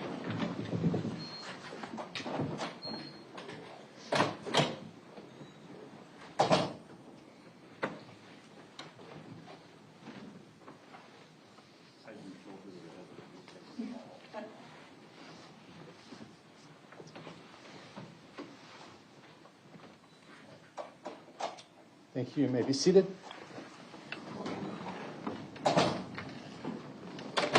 We are outside the presence of the jury. Attorney Thompson, any motions from the state? I would ask that the court enter a judgment of conviction on each count. Mr. Lychwick, are you moving for judgment of acquittal notwithstanding the verdict? Yes. Okay. The court will grant the state's motion and order judgments of conviction as to each count. Mr. Lychwick, I'll advise you that you are a convicted felon now, and as such, you may not use or possess a firearm for the remainder of your life. You also may not vote until your civil rights have been restored. We will schedule this case for sentencing.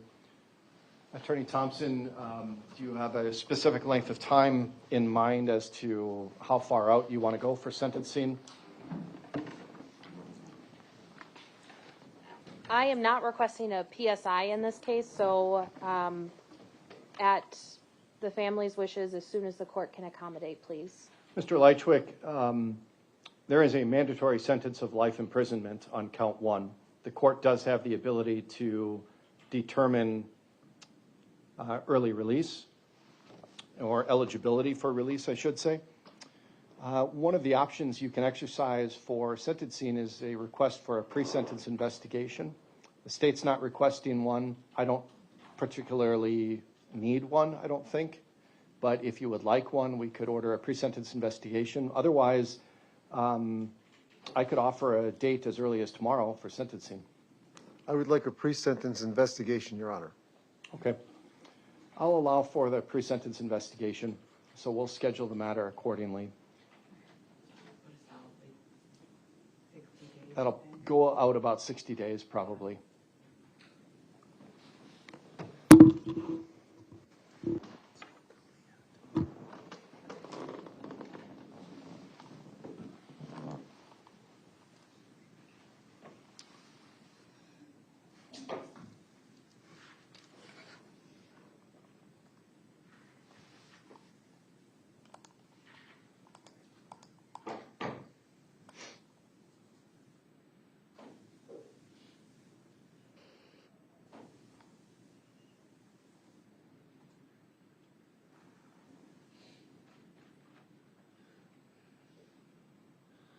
Thursday, August 20 at 8:30.